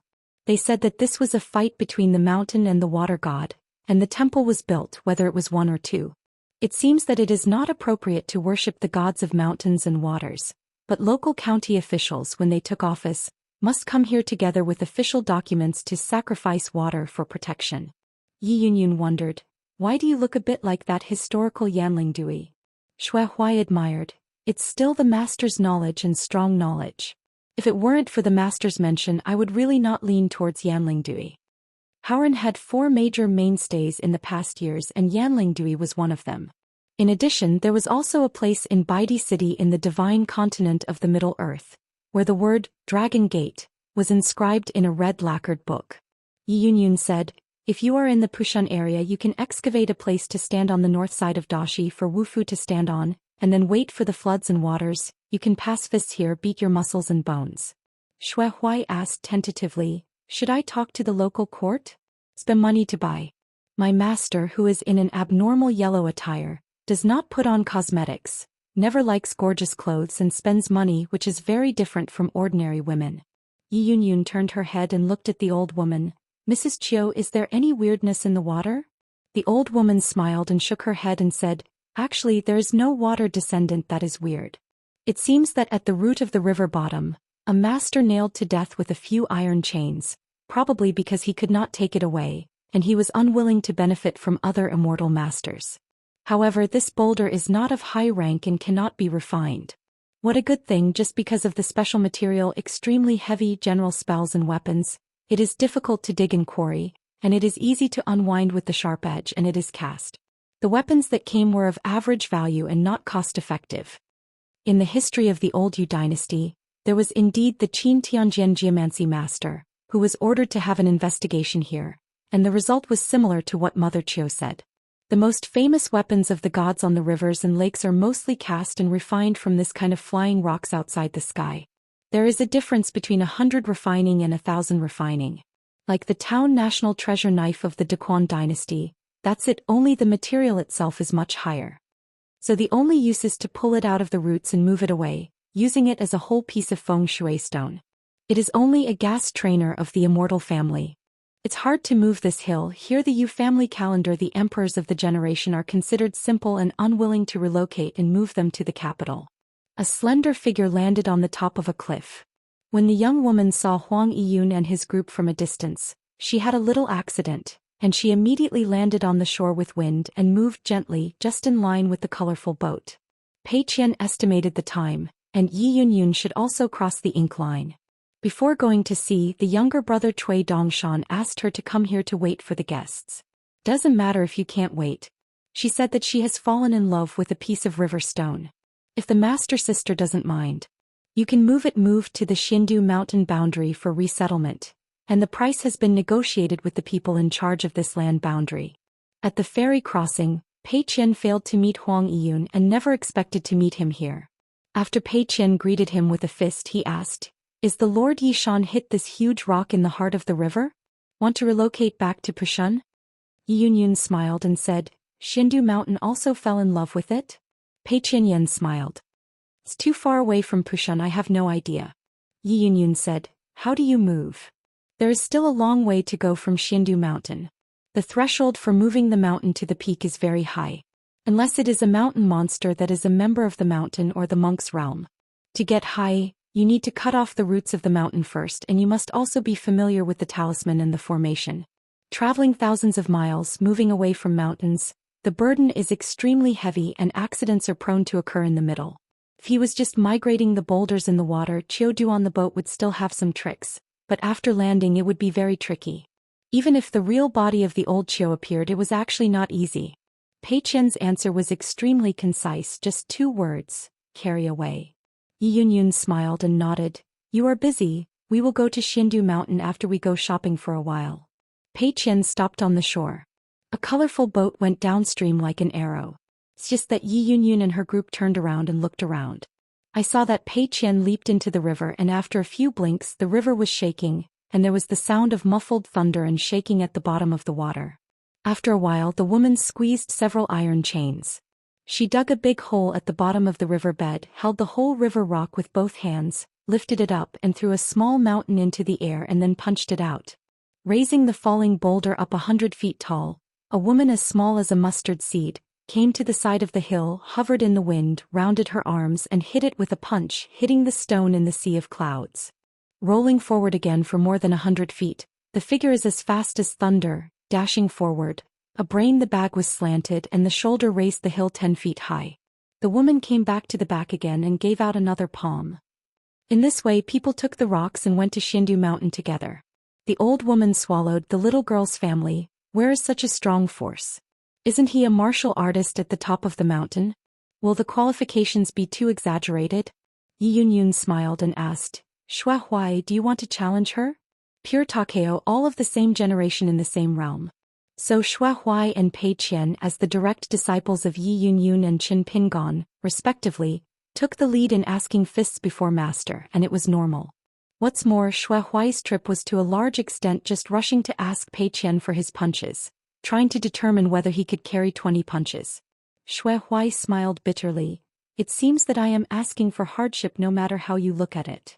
The layman looks at the excitement and the expert looks at the doorway. Pei Qian moved the mountain in this way. In addition to the extremely heavy punching force, he also has to use cleverness in his boxing.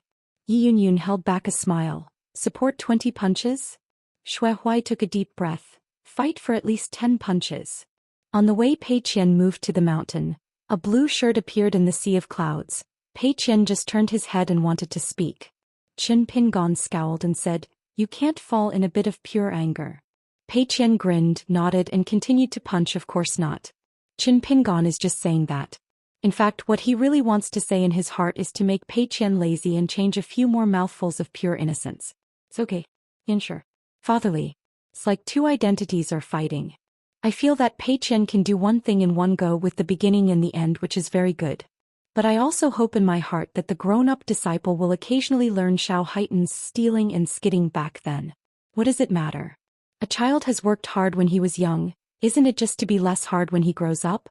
The taste here is so complicated that it is not for outsiders. Accompanying Pei Qian through the sea of clouds for more than 100 miles, Qin Pingon finally stopped and said, Master still has something to do. I will pay attention along the way.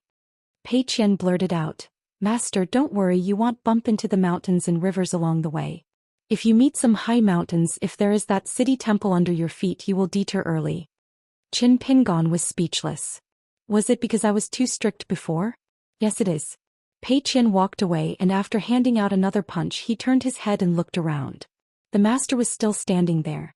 After seeing her turning his head, he smiled and waved away. Inkline crossing. The rain is torrential like Long June splashing ink. It is also like the little black charcoal girl back then, holding a brush to trace the calligraphy. Until the end there is no text, only ink. There was a blue shirt with a hat on his head and a drape. The man walked in a hurry, stopped outside a shop and took off the hat.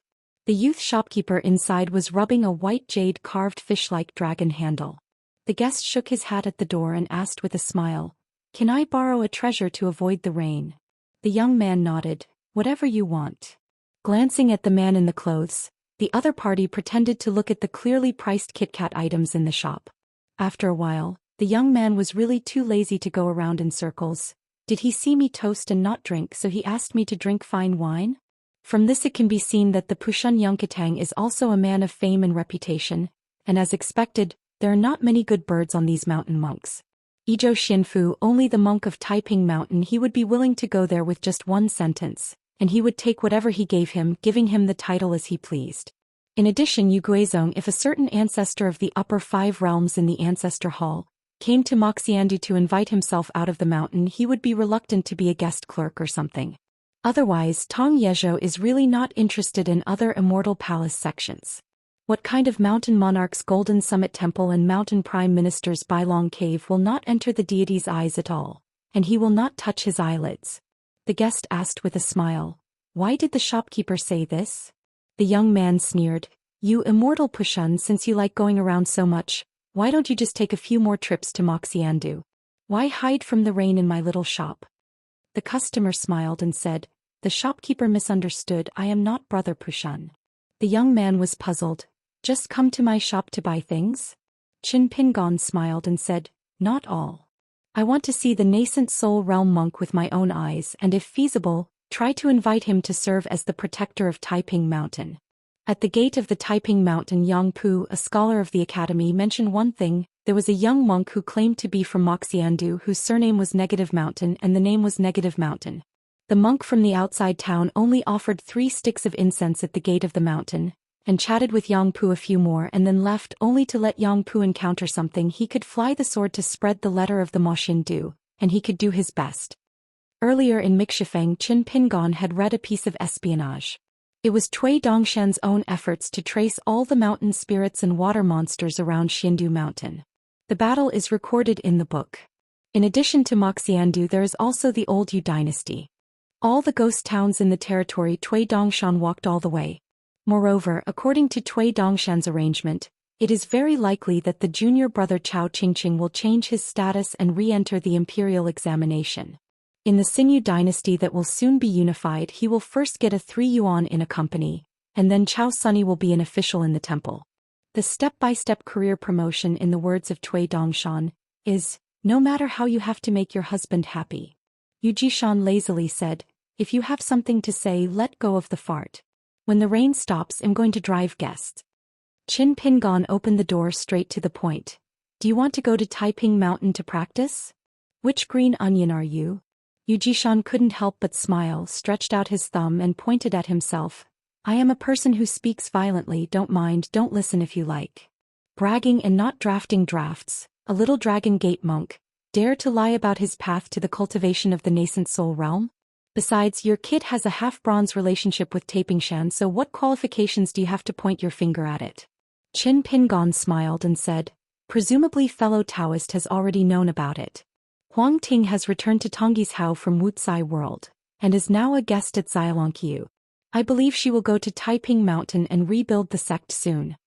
Yu Negative Shan frowned and said, is there anything? It's another person who doesn't read the Shanshui Di report. Qin Pingon nodded and said, there is indeed such a thing. Yu Jishan asked, what is the picture for making wedding clothes for others? Qin Pingon smiled and said, distant relatives are not as good as neighbors. Yu Jishan thought for a while, his eyes were weird, and he asked, are you Taoists? Qin Pingon shook his head and said, it's just a friend. Yu Jishan let out a cry and suddenly said, is that the future Taoist couple? This skilled veteran Yuan Ing Shui said, does this count as taking advantage of the fire, taking advantage of people's danger, taking advantage of the void? Then the shopkeeper added a more ruthless sentence. If I didn't guess wrong, you are a half-hearted scholar who failed to enter the academy, right? Qin Pingon smiled silently. This kind of thing, the more you explain, the more misunderstanding it becomes. Dao friends are so good at chatting, it's no wonder that they can't live to the Yupu realm. It took 3,000 years to get a nascent soul realm from the Longmen realm. Previously, it was fortunate that Huang Yiyun had a big measure and didn't care about that joke. Otherwise, only relying on his nascent soul realm cultivation base, he could not walk Zhanghuajiao. So if you want to say that the physical toughness is limited by the innate threshold of the road roots and feet, you can only say that it is really average, very average, if Yiyun had been temperamental before. Almost this negative mountain fish and must not drown directly in the river. Yu Jishan asked, are you really friends with Huang Ting? That's right, how can a monk in the Dragon Gate realm be worthy of my family's Huang Ting? Qin Pingon nodded and said, I was lucky enough to meet the Taiping Mountain Laotian when I traveled to Tongyi's Hao in his early years. Yu Jishan groaned in silence, considered for a long time and said, if Huang Ting can be asked to come here to find me, I will believe you. I will talk to Huang Ting for any plans afterwards. Qin Pingon smiled and said, the Daoist negative mountain is old and prudent, so it should be.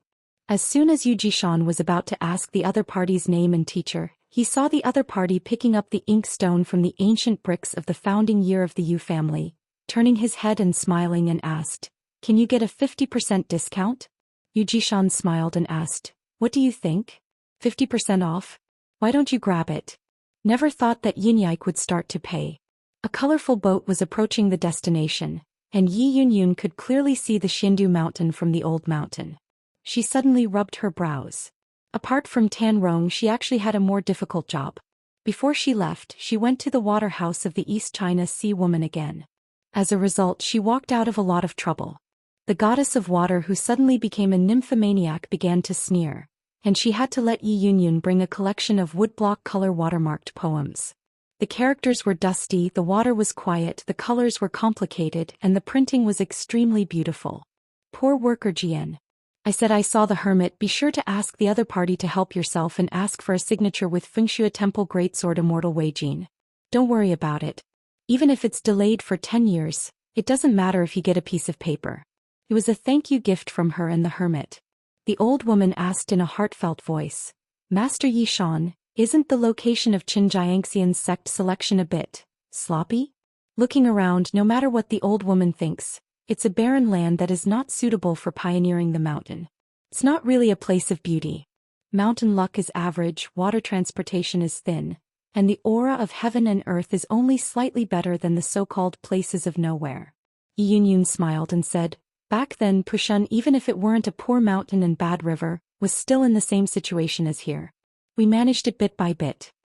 Seeing Huang Yiyun didn't want to say more, the old woman stopped asking questions. It is estimated that the peaks of the golden cores of some sects will not lose the weather here. Unless the other party has already moved to the mountains, dragging the river out of nothing, and has already used some kind of blindness right now. The hostess on Xindu Mountain was Pei Qian and the scholar named Chao Sunny. In fact, they had seen each other in the tea shed in his hometown before. The old woman has a good impression of Chao Sunny. But I couldn't see Chen Jianxian and that Master Cui. In Mixifeng Mountain the hospitality was simple, but Yi Yunyun and the others didn't care about it. Xue Huai tentatively asked Pei Qian on the way to climb the mountain, could both parties find an opportunity to ask for a fight? Pei Qian said with a smile to ask the master. As long as the master nodded, there is no problem. After the old woman settled in the house of Vinegar and Vinegar, she went to find Yi Yunyun, said hello, and said that she wanted to travel around the surrounding land. Of course Yi Yunyun has no objection. After the old woman left Mishue Peak, she hid her figure and used her life water method to swim away quietly. Coming to a place where the land and the sea meet, who can imagine that this place is always arid even though it faces the sea, and it is the hiding place of the Dadu Dragon Palace. With a secret treasure after opening the prohibition, visit the old site of the Dadu Dragon Palace. The old woman saw things and hurt people, everywhere Qionglu Yiyu lifeless, especially the palace of the princess, how lively in the past, crowded with friends, coveted and guests. In the middle there are countless daffodils, mountain monarchs like clouds, and the old woman standing at the door, inevitably sad and weeping secretly. In ancient times the dragons of the four seas were responsible for water transportation in the world, and the dragon in the sea, holding the secret bottle of the dragon palace, went to the land to spread the clouds and rain, and a drop of water in the sky, a foot of rain on the ground. On those Shilong stones entrenched and rested. All going forward. Qiudu did not immediately search for the rare and exotic treasures, searched many treasures and put them into the bag, but wiped the tears from the corners of his eyes, and went to the hall of Dadu Longjun. The old woman sighed faintly outside the threshold. The old woman suddenly raised her head and saw a young woman wearing a snow-white robe sitting on the steps at the foot of the dragon chair.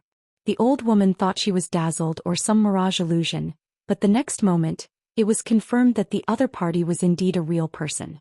The old woman suddenly had a sharp voice and angrily said, "Who dares to break into the forbidden area of the dragon palace?" Only the next moment the old woman felt sad. The woman twitched the corners of her mouth. "Isn't I supposed to ask you this sentence?" She was condescending, her expression arrogant, her snow-white eyes were full of disdain, and she could vaguely see the golden light flowing, like countless golden dragons swimming in the abyss of two ancient wells. An old Qiu from the Yuanying realm had a very loud voice and full of air, which made her think of the long-tongued women by the well in the small town in the past for no reason. The old woman frowned and said, "The old man is an old man in this place, the girl?"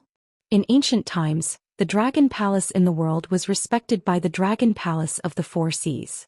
In addition, there were 18 Dadu dragon palaces. Many of the rivers and lakes on the land were suffixed with the word long, such as the length of Qiantang and the length of West Lake. The ranks are strict and cannot be overridden. The ranks are distinct. Only talking about the dragon pillar is very particular. They are carved with 5 claws for claws and 3 claws. In addition, the color of the dragon pillars has a clear etiquette system. Separate golden color, purple, green, black, etc. Like the beam pillar dragon in this hall, it has 4 claws and blue, which means that the lord of the dragon palace here, although he is in a high position, has an improper background, is not the orthodox of the dragon monarchs of the four seas in the past. Descendants. The young woman yawned and joked. "You said that you are an old person, so what do you come here for, stealing things?" Old Qiudu blushed, a little guilty. The weird woman who was unidentified but was able to enter the Dadulong Palace did not take any action, so as to monopolize all the old treasures, and did not seem to have any interest in chatting with the old woman. Although she failed to serve as the co-master of land and water transport, or even one of the 4 sea kings, The Zhongtu Confucian temple promised that the relics and old sites of the dragon palace in the world have been excavated before and occupied by various immortal forces. She is not allowed to turn the old account. I asked for it. At the same time, all dragon palaces that have not yet lifted the ban and are still in a dusty state, regardless of scale or specification, all belong to her. For example here. In fact, she had been here once before, but she didn't move anything. She was just used as a Xielong stone to escape the summer heat. Escorting Howren's troops to the wild world, the water walking the dart is not too easy. This time she is a break in official business, come here to take a breath. Seeing the young woman, Qiudu suddenly sniffed and looked at herself again. Finally, she lifted her cheek with one hand and smiled with a soft look. In the hands of some so-called strange people she has eaten suffering? Let's talk about it. What kind of taboos did you commit back then? Taboo. The old woman was silent. She didn't want to reveal her own shortcomings, not to mention that she didn't dare to arrange behind the Dragon Tiger Mountain Heavenly Master. The woman chuckled and laughed. It's just a talisman from the Dragon and Tiger Mountain Daoist priest, and crushed the backbone of a 5,000-year-old Qiu? The bones are so soft, it's no wonder that they would go back to the owner's house and steal it, where they intended to give the Dragon Palace treasures a high man on the mountain. Let me listen, or let me guess. As soon as she raised her eyebrows, she seemed to become interested suddenly. Is it Wei Daijiangxian from Yuguazong in the south? Or is it Du Jinren from Jindingguan in the north? Seeing that the other party's tone was louder than the sky, the old woman became more embarrassed, and wanted to find a reason, first withdraw from the old Dragon Palace site before making long-term plans. The woman squinted her eyes and said, "Do you like to pretend to be deaf so much?" With a white palm like jade, gently tapping the steps, ripples and circles of green and faint essence water transported in the hall. The old woman seemed to have been hit by a sky thunder, hitting her heart, suddenly bleeding from her 7 orifices. She stretched out her hand to cover her ears, her throat moved slightly, but she could only make a babble. The woman who made her aggressive shots smiled and said, "Isn't that what you wished?" The young woman put her hands away, shook her sleeves, patted her knees gently and sneered, "The descendants of the world's dragons have survived 3,000 years of cold and heat. Finally, all the hardships come and the dragon gate fight's over so that I can do that fish-to-dragon transformation. I really want to be on the top of the dragon gate, and you ask one by one over the past 3,000 years, how hard it has been and how difficult it has been. I think Qing Shanchong from Dafu Academy and the old Jiao from Fengshui Cave, I think they will all enjoy the blessings, so why are they boiled? What's going on?" Seeing the old woman crawling on the ground, whimpering in dry howling. The woman was angrily noisy. The old woman was forced to show her true body, entrenched in the hall, dying with a 700 zhang body, as if carrying the weight of 5 mountains.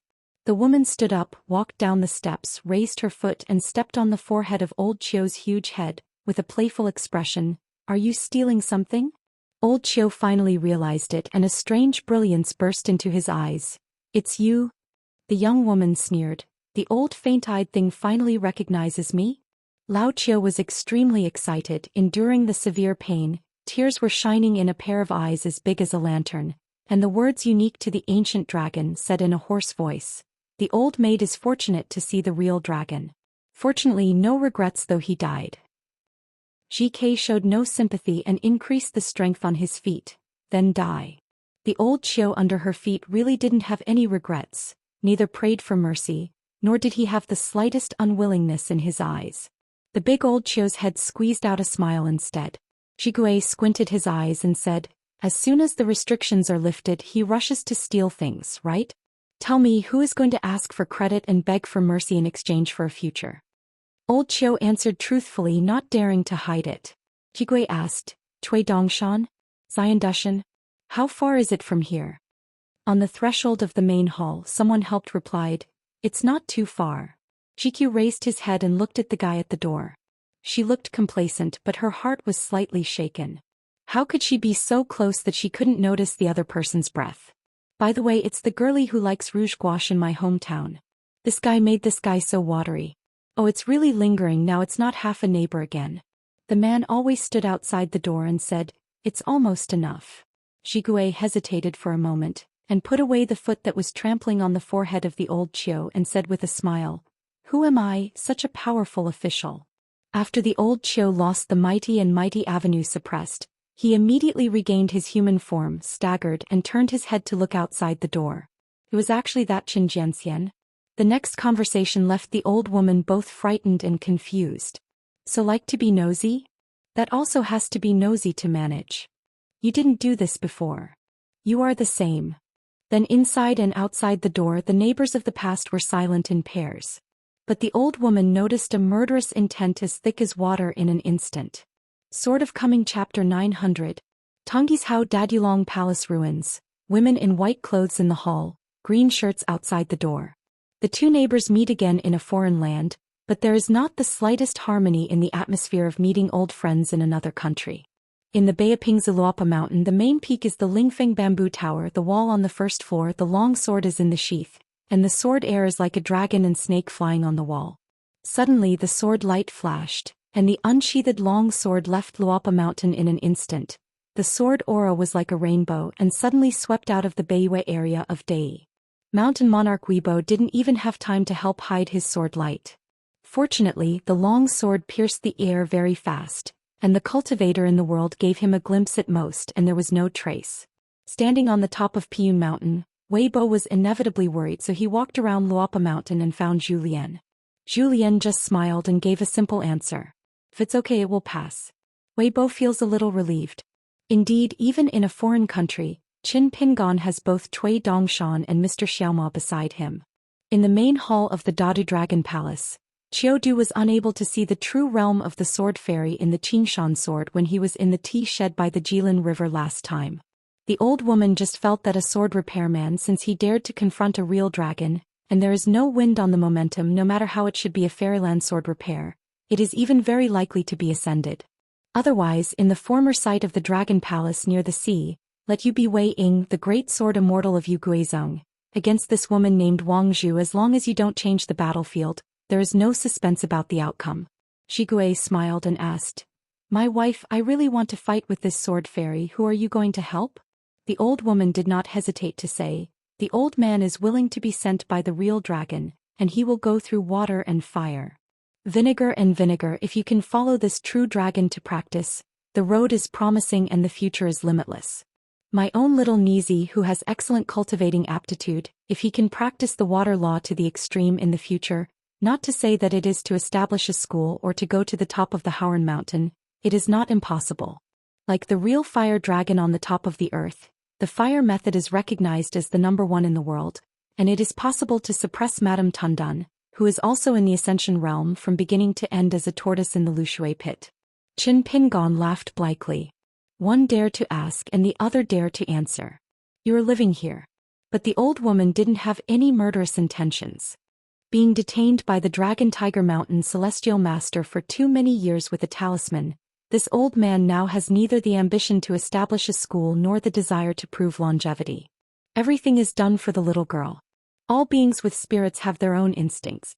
Among them, the genus of Jiaolong, many characteristics are especially obvious. Shigue stood at the bottom of the steps and glanced at the old man.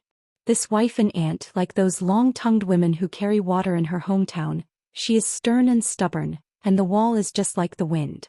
So it's more cordial to watch. Shigue suddenly turned his head and looked at one place. Dao's heart trembled slightly. She shifted her gaze again, her eyes cold, looking at Qin Pingon outside the main hall. She used to be more murderous than murderous, then now she is more murderous than murderous. Resentment was in her heart, like wild grass spreading wildly. There was no reason to speak. It's like saying, "Even you have to kill me?" Outside the door, Qin Pingon turned a blind eye to this. Zigui's face was green. She sneered, turned her back to the door and slowly walked up the steps to the dragon chair. She turned around and reached out to hold the handle of the chair. Since the former site of the Dragon Palace was in a half-open state, even Qiu had noticed the majestic aura outside the door, and the old woman was panicked for a while and lost her color. Remember that back then in the ancient times when the dragon's palms went to the land to spread rain according to the law, the old woman was still here as a teacher and maid, and Dada Dragon Palace encountered a storm, and a group of sword immortals joined forces to ask the sword and Dadu. It was just that shocking questioning sword. Fortunately, under the efforts of Donghai Longjun personally appeared to mediate, the thunder and the rain were small, and the two sides did not cause any casualties. Xianxia, surnamed Qin. Gentle temperament, decisive shot. In the old days, there was such an unknown sword fairy with a sword in a blue shirt. He belonged to Hong Kong in the Howren world. No one knows the origin of this person. He only knew that before the Battle of Zhanlong, this person used to be located in the boundary of ancient Shu. In that cicada-shed cave in the sky, only one person and one sword and a group of sword repairmen. There was a sword lead. After that, the kendo luck of Ao Pingzhou was ruined. The old woman suddenly turned pale and said in a trembled voice, "Are you a dragon slayer?" Qin Pingon was silent. Jiaogui chuckled and said with a smile, "It's really like your usual style of doing things. Always be careful and careful again. Never pursue the maximization of profits. Only seek one without making mistakes. Ordinary people, rich and noble, do not return to their hometown like a night walk in genie. But the neighbor in front of him is suddenly rich and not surprised." She actually saw the clues before that sword aura approached Dadulong Palace. The so-called Qin Pingon in front of him was only a puppet talisman, and several ancient talismans that had been lost for a long time were used. It's like an array of blessings. The real body is outside the Dragon Palace. It's no wonder that lifelessness, with this covering the secrets, hiding the sky and crossing the sea, coupled with his avenue water and the fate of the flying sword, can isolate the small world, and finally let the substitute, the gods, sneak into this place unconsciously. Sure enough, there is another blue shirt floating with a sword. Tu Qin Pingon appeared at the same time. The latter stretched out his two fingers, and the former dissipated and turned into a pocket flying sword, which was illusory like a spring breeze. Qin Pingon put that Jing Zhongyue into his sleeve, and while a grain of mustard seeds returned to his true body, Qin Pingon also quietly erased the overlapping rune formations on the flying sword. Qin Pingan's magical power of the talisman originated from a certain idea of his friend Lu Jinglong. As the youngest master in the history of Taihui sword sect, Lu Jinglong is both a sword repairer and a battle master. Zigui's face was gloomy. Why break the contract without authorization? Qin Pingon is too lazy to answer this kind of question. You haven't asked me about the contract, but I will ask you if I resolve the contract? Juvenile was very angry but quickly smiled because he remembered many old things. The mud legs and mud bottle alley are indeed the same virtues, but they are not unfamiliar. At that time Song Jisun was so angry that Qin Pingon was so angry. Two people of the same age separated by a wall. Often when Song Jisun had nothing to do, they took Qin Pingon to relieve their sorrow, provocation, sarcasm and a basket of acrimoniousness. Throw away his words. On the other side of the yard there was almost no response. Instead Song Jisun felt aggrieved. There was no need for words to fight, just a kind of silence which made Song Jisun failed. Qin Pingon has at most one face and one eye or occasionally a fluttering sentence. Song Jisun was able to deflate so many times he almost jumped into thunder. He had to go over the wall and fight, clenched his fists with his hands, his veins violent, but he was helpless. When it comes to fighting, Song Jisun grew up and really didn't have the confidence to follow. Qin Pingon really wrestled his wrists. For example, Qin Pingon was annoyed by Song Jisun's remarks, so he just said casually, "As an apprentice, as a kiln worker, how much is a month's wages? And at the end of the year he can't afford Spring Festival couplets." A very simple sentence but with a lot of meaning. It will naturally make Song Jisun, who has been enlightened very early, think about it. It is easy for him to think more, and then the more he thinks the more he feels being poked. For example, Qin Pingon is, "I'm not saying that although you Song Jisun is rich and has no worries about food and clothing, I make money by my own ability." Taking it one step further, it's like repeatedly suggesting that Song Jisun is the illegitimate son of the kiln superintendent, so you don't have to go to the grave on Qingming festival. All your money has fallen from the sky. At that time Zhigui felt that this boring gourd neighbor was to be a good person. Otherwise, as long as he was willing to talk and scold the street, maybe the widow in Nipping Lane and the maid-in-law in Xinghua Lane, it might not be Chen. Peaceful opponent. Zhigui smiled and asked, "You are not the kind of person who has a good face. Now that you have fallen, why bother to be strong?" Qin Pingon held a night tour, strode across the threshold, came to the hall, watched the dragon pillars up close and said casually, "Before in Dali capital, some of the monks of the earthly branch said that since the national teacher is no longer there, it is better to do something. Yes, I accidentally heard it and it didn't end well." GQ pouted. "Do you really consider yourself to be him? The person who can take care of her is no longer there." Qin Pingon seemed to completely ignore Zigui's ascension, and the two sides got closer and closer. GK suddenly sneered, "You even brought a helper?" Qin Pingon raised the long sword and gently wiped the blade with his left hand. The blade was clear like Qiuhong, like a mirror. The sword holder looks at him like a clear stream of autumn water. Zhigui glanced at Qin Ping's sword-holding hand. She suddenly stretched out and yawned as if she suddenly became in a good mood. A needle in the heart of a woman. Chidu looks weird. How does it feel like a pair of enemies in a complicated relationship? Could it be that idiotic man complaining to women? There was a period of love-hate entanglement that was constantly cutting and arranging? GK asked in his heart. Now that I have the identity of Dong Haijun, will I be entangled by those sneaky dragon cultivators? Qin Pingon said in his heart. Of course, they just need to wait for you to make a mistake. GQ walked down the steps, smiled and asked, "What are you talking about?" Qin Pingon nodded, turned around and walked towards the main hall gate first. Zhigui twisted his robe with his fingers and trot quickly to keep up. Leave only a stunned old woman. After stepped out of the hall, GQ smiled and asked, "Did you make a special trip to find me?" Qin Pingon shook his head. "It's just a coincidence. The reason why I followed this trip was because I was worried that the old lady would go there without knowing it and be settled by you." This time, Qiudu revisited his old place and selected the old treasures of the Dragon Palace. No matter what the purpose is, once he is known by Zhigui, he will definitely not be able to eat.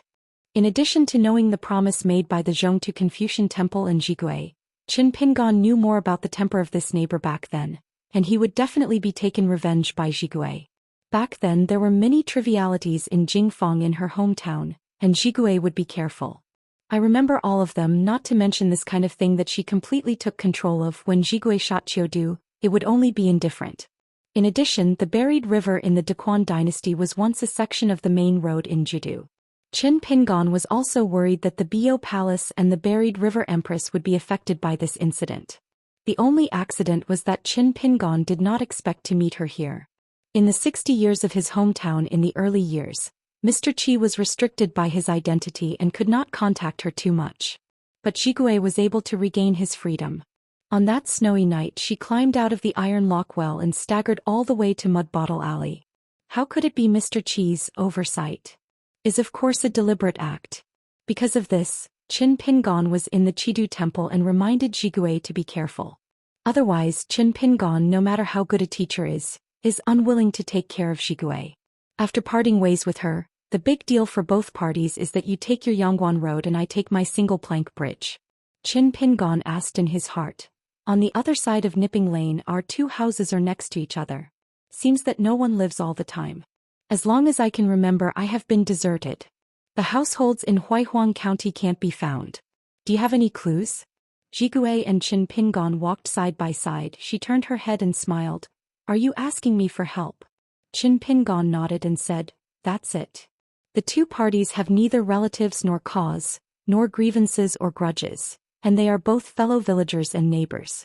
Ask a few more gossips without hurting the bones. GQ smiled as if he didn't intend to speak. Holding her head high, she strolled in the courtyard of this Dragon Palace ruins. Y'all think that back then the mud legs around me on the road I met myself carrying water and returning to Mud Bottle Alley, and he would help to carry the bucket. In winter she would carry a big sack of charcoal because she didn't want to go there. At that time she was the poorest worm suppressed by the small town avenue. She always felt that the road was far away and looked extraordinarily heavy. Song Jisun and Lu Xianyang are such careful men, but they have never misunderstood anything about this matter. Neither side felt that Qin Pingon would be a little bit crooked. The woman folded her hands, interlaced her 10 fingers, looked forward and asked softly, Do you think I am worthless except for the realm? Qin Pingon thought for a while but did not rush to give an answer. It happened to be the gentleness of the man next to her, and her face suddenly became gloomy with anger, so it was better to just blurt out and nod in acknowledgement. Qin Pingon said slowly, No. Yomo is thinking of some old stories from his hometown, and Qin Pingon has a softer expression. It was a silly straw-shoe boy who met Mr. Qi for the first time and begged for help. After Qin Pingon re-examined the time-traveling picture, only to find that the girl used to scold the locust tree in her hometown. Made Qin Pingon feel very relieved. Qin Pingon put away his thoughts and asked, How did you know those few? The difference between a dragon cultivator and a dragon cultivator is a world of difference in their respective pursuits. Zhigui was a little impatient, knowing halfway through but each taking what he needs anyway. In the future my Shuifu also needs something that can really do things. Qin Pingon did not restrict Zhigui to what he should or should not do. Instead he just said casually, what we have seen along the way is either good or bad. Zhiqiu wondered, aren't they good or bad? Qin Pingon smiled, this is the crux of the problem. Juvenile smiled and said, why don't you just become a teacher? Never thought that. A man nodded and said, I have chosen a school. The Dragon Palace site is a private garden of Longzi in the past. It covers a very wide area. There is a lake and pond, lotus leaf fields in the water and a grasshopper boat. There are 4 people in the boat, an old man, a beautiful woman and a burly man. A young man. They are now the servants of the true Dragon King Zhu, and they can be regarded as taking refuge in her, the newly promoted king of the East Sea. The beautiful woman stood at one end of the small boat, dressed as a palace, combed the cloud bun, slanted away from the golden steps, lightly put on the powder, and the slender waist was hung with an ancient bronze mirror and a crystal wall. She turned her head to that person. The old man at the stern asked curiously, Li Ba, do you think the master and the hermit Sama would fight if they didn't agree with each other? The old man named Li Ba, with gray hair and clear bones, shook his head lightly and said, if you have no grievances you can't fight. Beside the old man's feet, there was a burly man sitting cross-legged. In the end the young man must be in the mountains with successful cultivation. His skin is like jade and his appearance is as beautiful as a beauty. He is lying in the boat with one hand under the back of his head with his legs raised. His mind is relaxed, leisurely in one hand. Shaking the jug, the amber liquor fell straight into the mouth, shook the empty jug, sat up and glanced at the direction of the hall. It's so heavy, sword spirit, it deserves to be a sword repairman in the Great Wall of Jianqi. People. The beautiful woman turned around and looked at the majestic man sitting like a rock. Shimon, if you allow both of you to fight the enemy only as martial arts, can you fight with your bare hands? According to the list of 10 young people in the world, I heard that this young hermit was the martial artist of the 9 realms when he was alone at the head of the city, playing with Xianxia.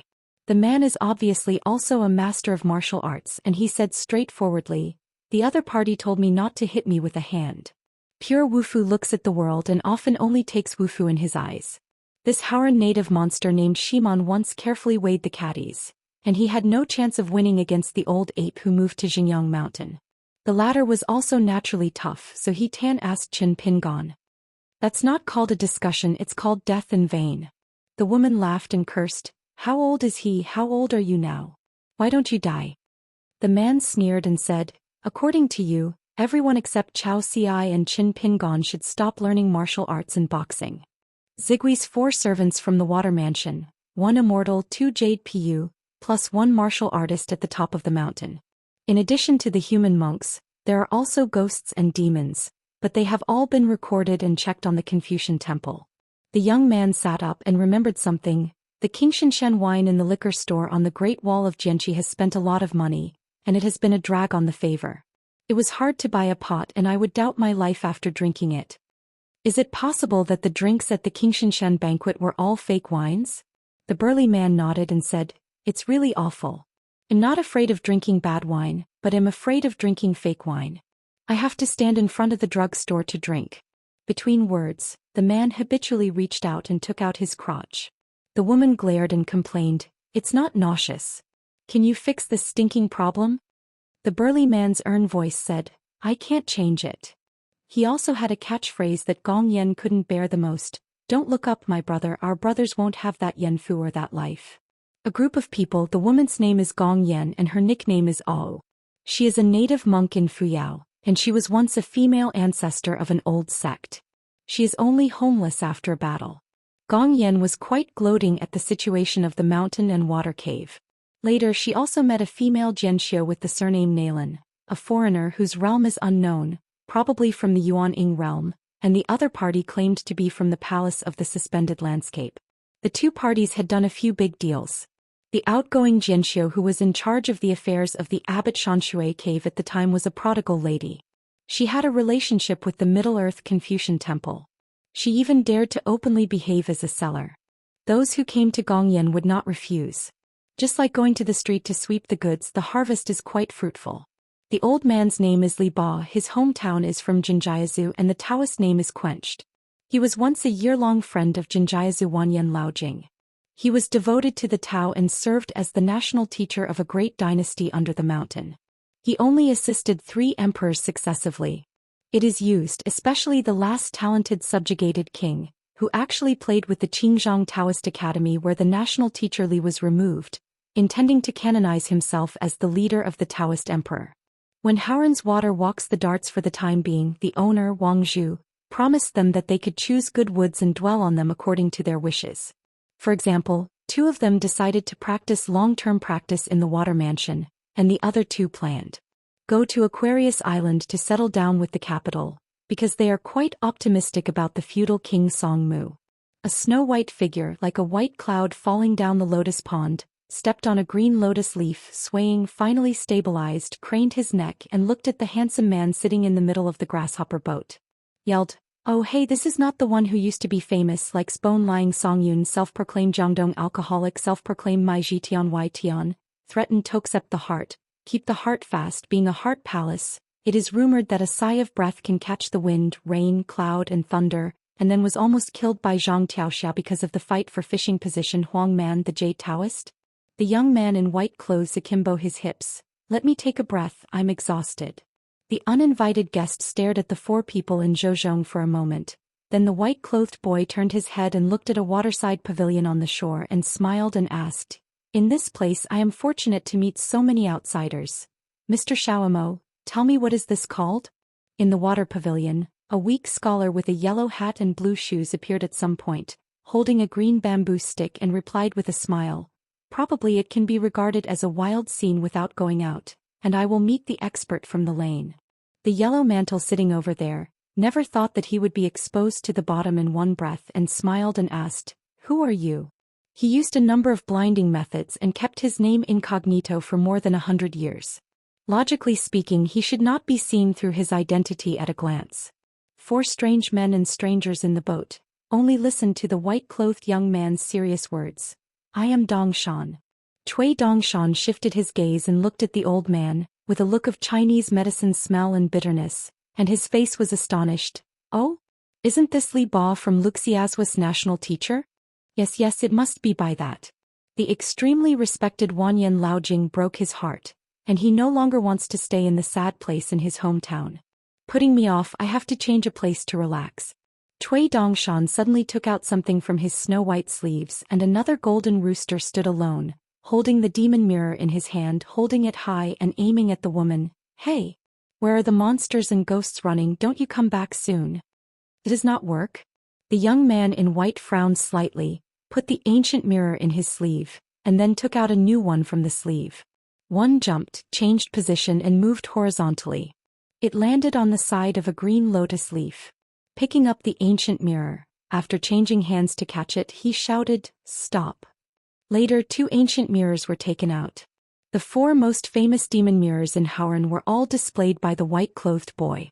2 of them were made by the Dragon Tiger Mountain Heavenly Master's Mansion and Fu Lu Yuxian's sect. 2 sets are the regular mirrors collectively called Mountain Mirrors by Jin Jizhou, and the Water Mirrors of Delankyu. The latter 2 draws the refining sun essence and moon flower respectively. Each has its own strengths. The mountain mirror is powerful and the obstacles are broken quickly. The water mirror can find the traces of the spirits and ghosts, and there is no way to hide. The 4 people on the grasshopper boat looked at each other. Especially the targeted Gong Yen, who was even more dumbfounded. Is his party a sick mountain master? It was equivalent to the white-clothed boy who had turned around and returned to the place, and put away the demon mirror in angrily, misunderstanding, complaining that this sister is too beautiful. The old saying goes that if you meet in the mountains by chance, it is either a spooky ghost or a fox monster. Shimon looked at the old man and Li Ba nodded he could take action, grasp his measure and see if he could check it out and explore the depth of the other side's Taoism. The burly man's figure suddenly rose. The water level of the lotus pond around the boat dropped suddenly. The lake in the distance was surging. The waterway cascaded up and spread to the shore. Only the water pavilion where the yellow hat youth was located was not affected. The Shiman of the Nine-Realm warrior slapped an elbow on the forehead of the white-clothed boy, and the opponent had no strength to fight back, like an arrow leaning into the water. After a while, the white-clothed boy stuck his head in the distance and wiped his face. After the water was over, he reached out and grabbed a lotus branch that was swaying with the water and then grabbed a lotus leaf that fell towards him, flipped his figure, jumped onto the leaf and yelled, "Thief, dare to commit murder and injure others. This thing is endless. Wait, I will call someone. If you have the ability, don't run." Cui Dongshan stopped talking suddenly with a face of self-pity, stomping and saying, "I never thought that I would still be the person I hated the most. I acted like this, like molesting a good woman on the street and then being beaten on the ground by a hero. The dude who only dared to run after he got up and yelled at others while running." Shiman gathered the sound into a line and reminded the other three, "I have ideas." The woman glanced at Huang Man and sneered, "Jade Daoist, can this be tolerated?" Huang Man smiled and said, "Be careful not to overturn the boat in the gutter, I can bear it again." Xiao Emo watched the farce from a distance without any intention of blending in. He is just the dead man of his own son, not to mention this sect Master Cui as the proud pupil of the sun, does not need Xiao Emo to worry about safety. Cui Dongshan looked at the plump beautiful woman, and recreated a regular mirror with the inscription, "Up to the mountain," from his sleeve. Ah? The old mirror hanging from the waist of this sister is so familiar. The villager sees the villager. Two eyes full of tears? Gong Yan said helplessly, "This guy is so annoying." Xiao Emo leaned against the pavilion pillar and lifted the trekking stick in his hand. "I advise you not to move around. It is easy to kill you, but it is hard to get it covered with water." The white-clothed boy seemed to have found a backer with his hands on his hips and laughed. "Have you heard? Did you hear? I called Mr. Xiao Emo to say, I want you to be honest, behave, restrain yourself and be more polite to me." Xiao Emo does not deny that if this sect Master Cui is just a passerby who has just met, his words and deeds are indeed quite awkward. Among Xiaozhou, the Jade Taoist with the highest realms seemed to be unable to bear the absurd behavior of the white-clothed boy, so he planned to do it himself.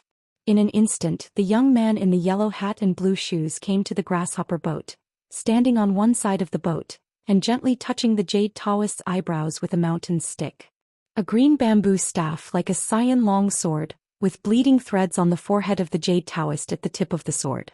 "Fellow Daoist Huang Man, cultivation is not easy, so cherish your life." Xiao Emo smiled and said, "Walking around the world, I often stand by the river. There are no shoes without wet shoes. I only know how to fight and kill. It will not go long." The boy in white began to be a demon again, his hands clapped quickly but there was no sound. As soon as Shiman was about to make a move, his whole body flew upside down, like being hit by hundreds of sword auras at the same time, stepping on the surface of the lotus pond, retreating again and again. Those invisible sword auras are very measured, as if just to make a martial artist of the 9 realms peeked out of the boat. A man and a woman appeared on the shore of the lotus pond. Xiao Emo put away the hiking stick, left the boat and then passed away in a flash and came to his son. When Cui Dongshan saw her husband, he immediately changed his mind, followed Xiao Emo to Qin Pingon, and introduced Huang Man and Li Ba to his heart.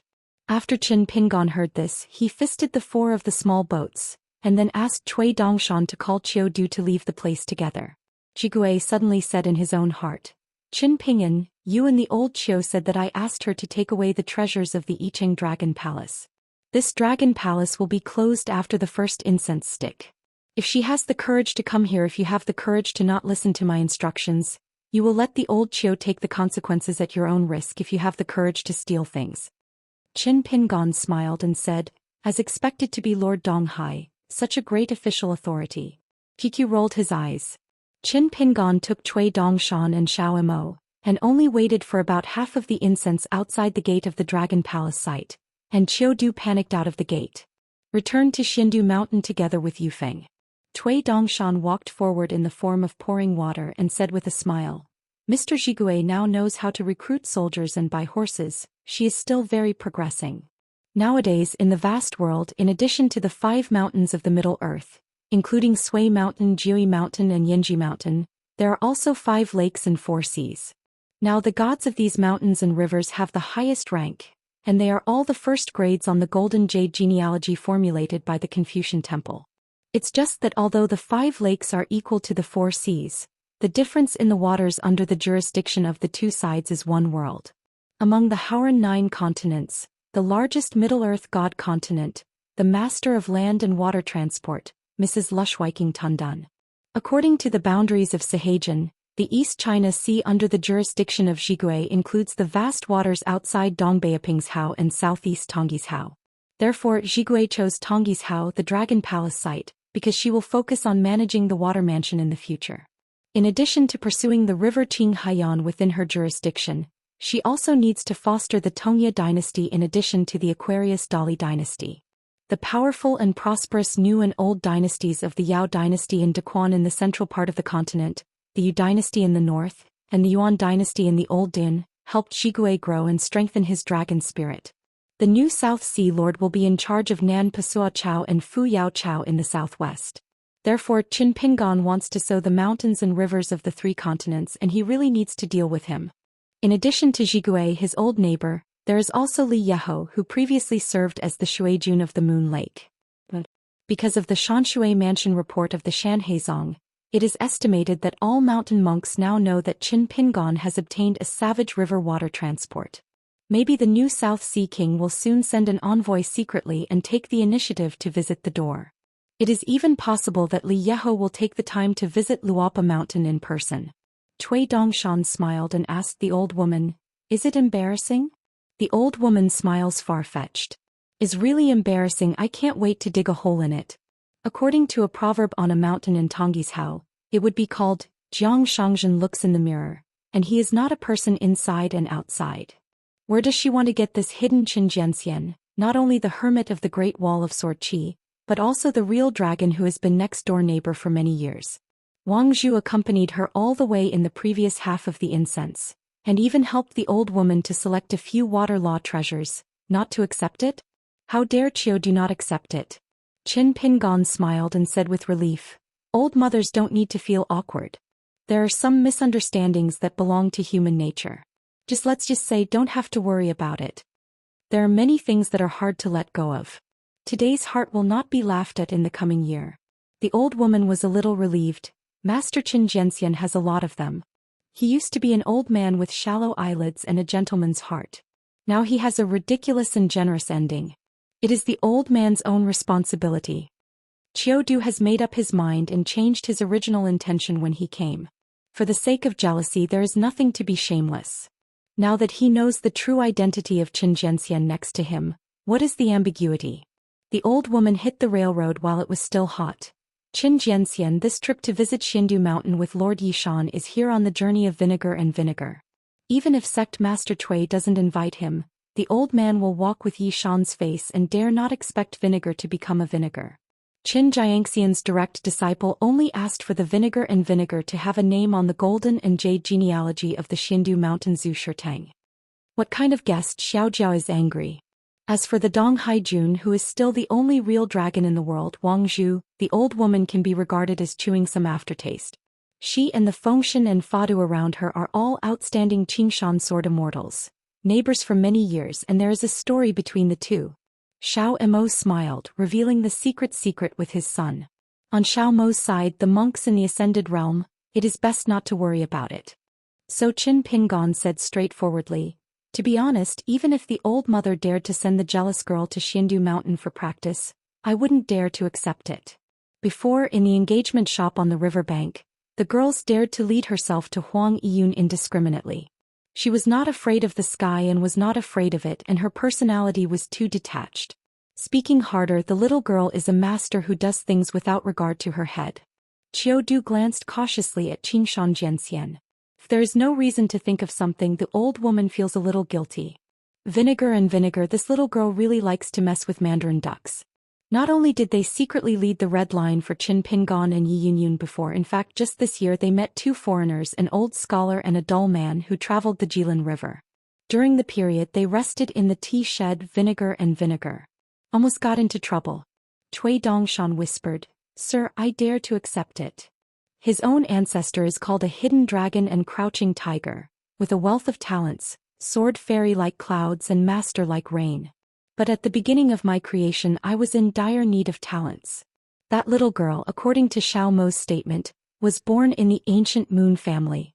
Although her blood relationship is weak, she has good cultivating aptitude, hopefully Yupu. It is hoped that Yupu, that is the nailed Yuaning Dixian, but don't ignore the Dixian as a god.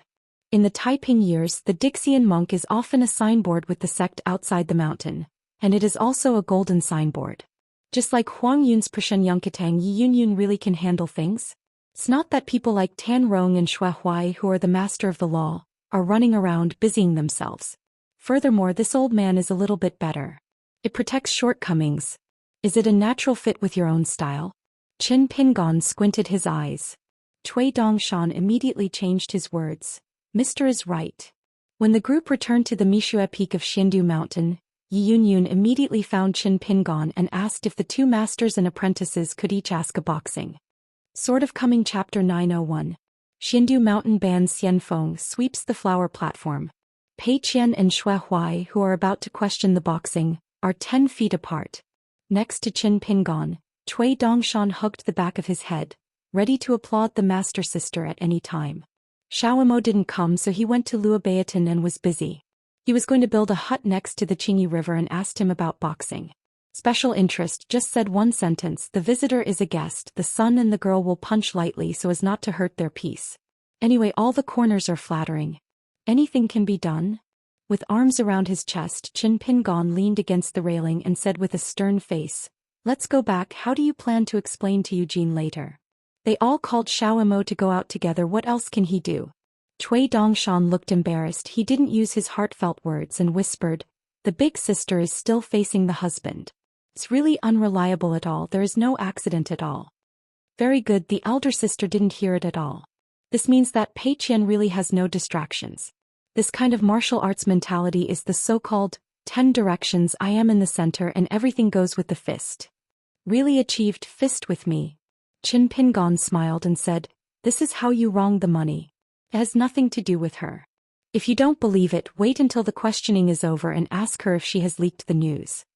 Cui Dongshan immediately said, "Sir, please don't tell the master sister about this matter. I was on the Xin account book, and it was so easy to pay off."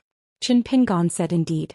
I was very curious and immediately asked with my heart, 'Dongshan, you are the Xin account book? Tell me carefully who are before you.' Old cook Wei Haoyang, a few of them must be among the best. It is estimated that after leaving Uefudi, Zhong Kue, whom she had known very early, could not escape, plus our Wei Dashanjun, Shi Roach and Lingjun. Only the character account book, without Qin Pingon guessing, must be his own master." Cui Dongshan shook his head vigorously like a rattle. Don't tell me if I'm killed. If the master sister knows about it, it's probably not about adding an account but a new account book." Qin Pingon nodded, not overwhelming. Suddenly, Cui Dongshan was full of energy, intending to make up for his work with her husband, turned sideways and acted like a thief. He took out a book from his sleeve, spit on his thumb and was about to turn the book and read the good news. "Mr. Visiting Immortals at Sea, Students in Xiaomo." Qin Pingon immediately raised a hand. "Stop, I don't know anything and I don't want to know anything. I will not get involved in your next specific affairs." Cui Dongshan stretched out his hand to cover his heart, his eyes were dull, his lips trembled and said, "You?" Mr. S. words are extremely harsh and it chills the hearts of the soldiers of the next sect. Qin Pingon turned a blind eye to hearing. "Don't try to drag me into the water, my husband can't afford that person." Cui Dongshan suddenly said, "Some of the magic weapons of cultural and water transport are suitable to be picked separately and given to Nuanshu and millet grains as gifts. Anyway, the students have made up their minds. Even if Zhong Kue helps you to collect debts, the rest of the treasures are easy to talk about. The big deal will return to the original owner and I will treat myself as a free boomerang with Xiaomo. These are the only ones who will definitely be killed and won't admit it. If the trouble gets bigger, Zhong Kue will turn his elbow away and he will not hesitate to move out of Mr. to frighten people. Students are at most paying to compensate, but these 7 or 8 treasures, I really like it when I look at them. It's really hard to choose." Before Cui Dongshan finished speaking, Qin Ping slapped the head with a slap on the head, and then put the booklet in Cui Dongshan's hand into the sleeve of his blue shirt in a thunderous manner. Qin Pingon said heartily, "Zhong Kue's side, I will deal with it. You would like to leave it to you. And Xiaomo, you two will go to deal with this senior together." Cui Dongshan suddenly made a fist, raised one high, and it was done. Qin Pingon even added some words afterwards. Kindly remind his student so as not to be adolescent, do things wrong and incomplete. Remember to see the thunderous senior Eugene next time. You and Xiaomo if you want to be friendly and happy, and what is the point of spitting stars? You still have to calmly discuss with others. Don't bully others, don't bully customers. Business is not righteous. Green hills will not change the green water. What is your life? Everywhere does not meet. There will be a period later. In the future there will be more opportunities for you two to meet senior Eugene, right? Cui Dongshan's little chicken pecked at rice. Got it, got it. In the future I will often find Fat Gusu to play the autumn breeze. Qin Pingon began to change the subject. Do you think this questioning boxing can be ended? Cui Dongshan smiled and said, it depends on the sincerity of the master sister. Pushun Wufu Shui Huai, as Yi Yunyun's proud disciple, the old master's foundation in the far travel environment is quite good, and he is definitely not a man of bamboo strips. Qin Pingon gently twirled his toes and asked, I will ask Yi Shanju a fist later. This sweeping platform can withstand the fist and kick of the two boundless martial artists? Cui Dongshan smiled and said, even if it is broken it doesn't matter. The repairs will not take a few days. The students promise that they will be as new as they are when the beginning of the spring festival is celebrated. Qin Pingon was non-committal. Yi Yunyun, Qiu Du, Hu Chuling and the three Xiandushan guests stood together. The old woman asked in her heart, has Lord Yi Shan already known the identity of Qin Jianxian? Yi Yunyun smiled and nodded, I plan to give you a surprise. For the rest of his life, the old woman had a complicated expression and murmured, it is indeed a great surprise. At the old site of the Dragon Palace I was almost not scared to death by this Qin Jianxian teaming up with the true Dragon King Zhu. Fortunately it was a false alarm and more than expected, there was still an unexpected happy return. If it weren't for Qin Xianxia's meticulous actions and quietly following all the way, her trip to the Dragon Palace is doomed to have endless future troubles, and the gains outweigh the losses. Once Wang Zhu grasps the handle, it would not be so easy and comfortable to return the stolen goods. Just to say that the temper that Wang Zhu showed before Qin Pingon appeared was really not good. A little further away from Qin Pingon and them, at the moment Sui right side stood disciples Qing Chaolu and Jian Shuyu slanting back. Before asking the boxing, Cui Dongshan first found Sui right and said that he needed to borrow a land from her. Sui right side certainly has no reason to refuse. Qing Chaolu asked in a low voice, Master, Sister Pei and the old master, do you want to fight with arms or literary fights or stand on your feet and join hands? Sui right side couldn't help but smile and said, let's read less unreliable miscellaneous books. This type of mountain-level questioning boxing is no better than the mountain-level martial arts style. In the center of the martial arts field, both sides were about to hand their fists. Pei Qian glanced at Master from the corner of his eye. Qin Pingon nodded and motioned to this big disciple not to press too much, just treat others with sincerity. Then quietly raised a hand, made an 8 gesture and then quickly flipped his palm. Pei Qian understood. 8 realms, 10 punches. On Pei Qian's side, Qin Pingon has only had the experience of teaching boxing and feeding boxing twice, especially the first experience of teaching boxing, regardless of the process or the result. In addition, he was used to throwing his hands at the shopkeeper, so Qin Pingon had not really seen Pei Qian's shots, so it was impossible to say that he was not curious. Qin Pingon only knew that Pei Qian once asked Lu Suiyu in the mountain at Leigong Temple in Ia's Hao, and later in that Jinjiazu, Pei Qian had also been on the battlefield with Chao Xiai and Yu Yufu. As for Yu Yufu's martial arts qualifications, methods and character, Qin Pingon is very clear. It is just that Yu Yuhua was interrupted by someone for the first time in his life when he was able to beat the drums by the gods. There was a smile on Sui right face and it was really impossible to overlap the image of Pei Qian in his eyes with the image of Xiao Heitan back then. The young woman in front of her has a bun with a ball, a smooth forehead, a nice face and a slender figure, especially her calm and well-deserved master demeanor. It's hard to imagine such a woman when she was a child. She was tired, sly, grudges, heart-minded, most afraid of hardship, most likes to take advantage of small things, unconstrained imagination, messy strange words. After Shui Huai lost his hand, he handed out a palm forward. Pushun Shui Huai, please enlighten me. Pei Qian gave his hand back, his voice was crisp and his expression was indifferent. Leapashen Pei Qian, you are offended. Just these words, this grandmaster's manner, made Qin Pingon mixed with emotions. Want to drink? Qing Kayla's eyes widened and her heart swayed. Sister Pei is the true grandmaster in the legend. She used to be in the Cloud Cave blessed land before, and that punch of the king in 8 punches was really unbearable to look back. His mothers are all those who are not right in their minds. They make myself embarrassed. After I have finished learning boxing, I will find a chance to go to Bailong Cave to find him for a while. Well, I still have to learn from the hermit in doing things. To be prudent, to be able to fight and to run after the fight, then call by Xuani who is invincible one-on-one, up.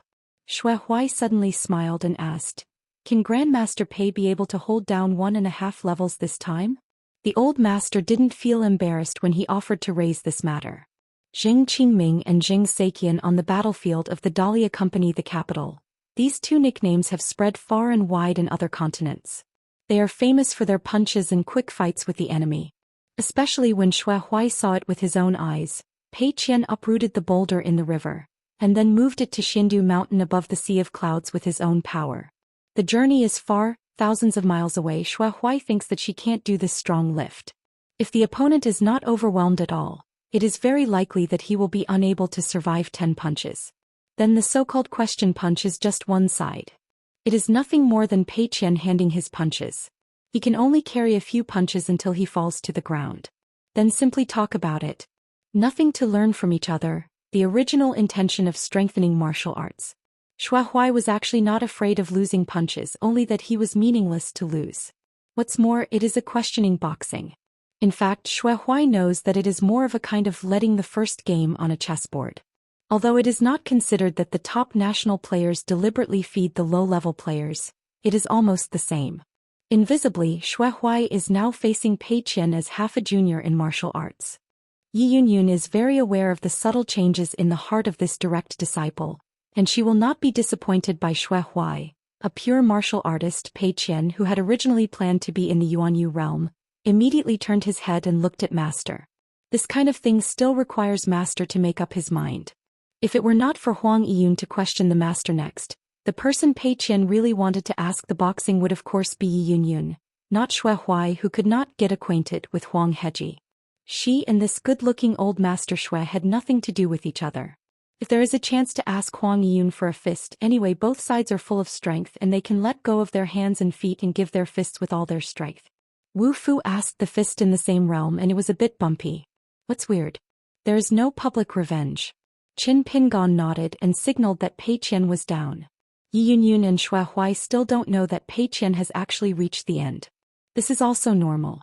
How long has it been since the 2 sides had a farewell at the Yunku Fudi last time? Ask the punch to start.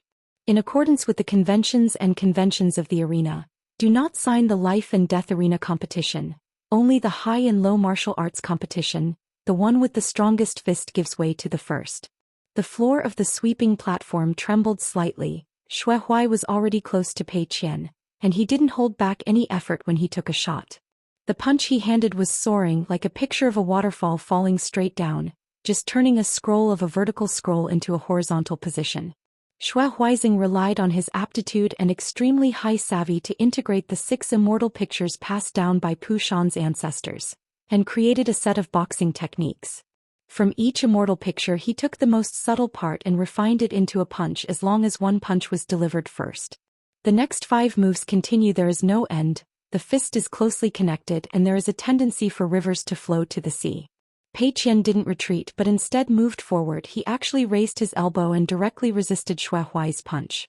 Compared with the old man from Zhulu, he was used to the iron cavalry and chisel formation when he was a child, and he punched in front of him. The speed was too slow, the force was too light, and he played cotton. Pei Qian stood there, motionless, just raised one hand, spread his 5 fingers and was about to fall on the old master's front door. When practicing boxing, Xiao Heitan was beaten by the old man countless times, and his whole body jumped on the bamboo floor. After a few more harsh words like to walk on the ground, the old man's fist feeding is not over. Xiao Heitan will be kicked by his toes in the center of his mouth or on his forehead instantly, hitting the corner of the wall, causing pain. My heart, my stomach are turning around. I curl up and I have to get another comment from the old man. I like to be a rag so much. Like your master, I am too poor in martial arts and I am tired and lazy in boxing. I'm very happy. I will be sticky every day. Just next to the little Nuanshu or with your master trash standing together, staring at small eyes, writing on one's forehead and writing on one's forehead. It will not waste you two masters and apprentices.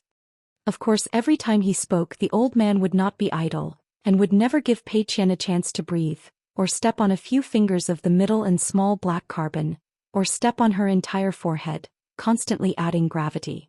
At this time Xue Huai leaned back slightly, swept across his arm like splitting a wood to make a piano body, sinking vigorously, shaking his fists and howling into the wind.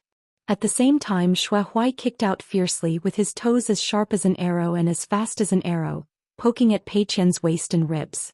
Pei Qian put an arm on his shoulder, then suddenly raised his leg, twisted his ankle and kicked Xue Huai skillfully, just to stop Xue Huai's fists and feet at the same time. Finally, no longer standing, she moved a few steps horizontally, and in an instant Xue Huai seemed to be waiting for Pei Qian's figure to move. His mind climbed to its apex. A mouthful of pure infuriating energy was nearly twice as fast as the previous circulation speed. It is only said that at this moment Xue Huai's momentum has not lost the 9-level martial artist, and a series of purple fist gangs emerged behind him. Xue Huai, like an 8-armed god, moved forward in one stride. With one punch, countless punches were scattered and countless random punches smashed at Pei Qian at the same time.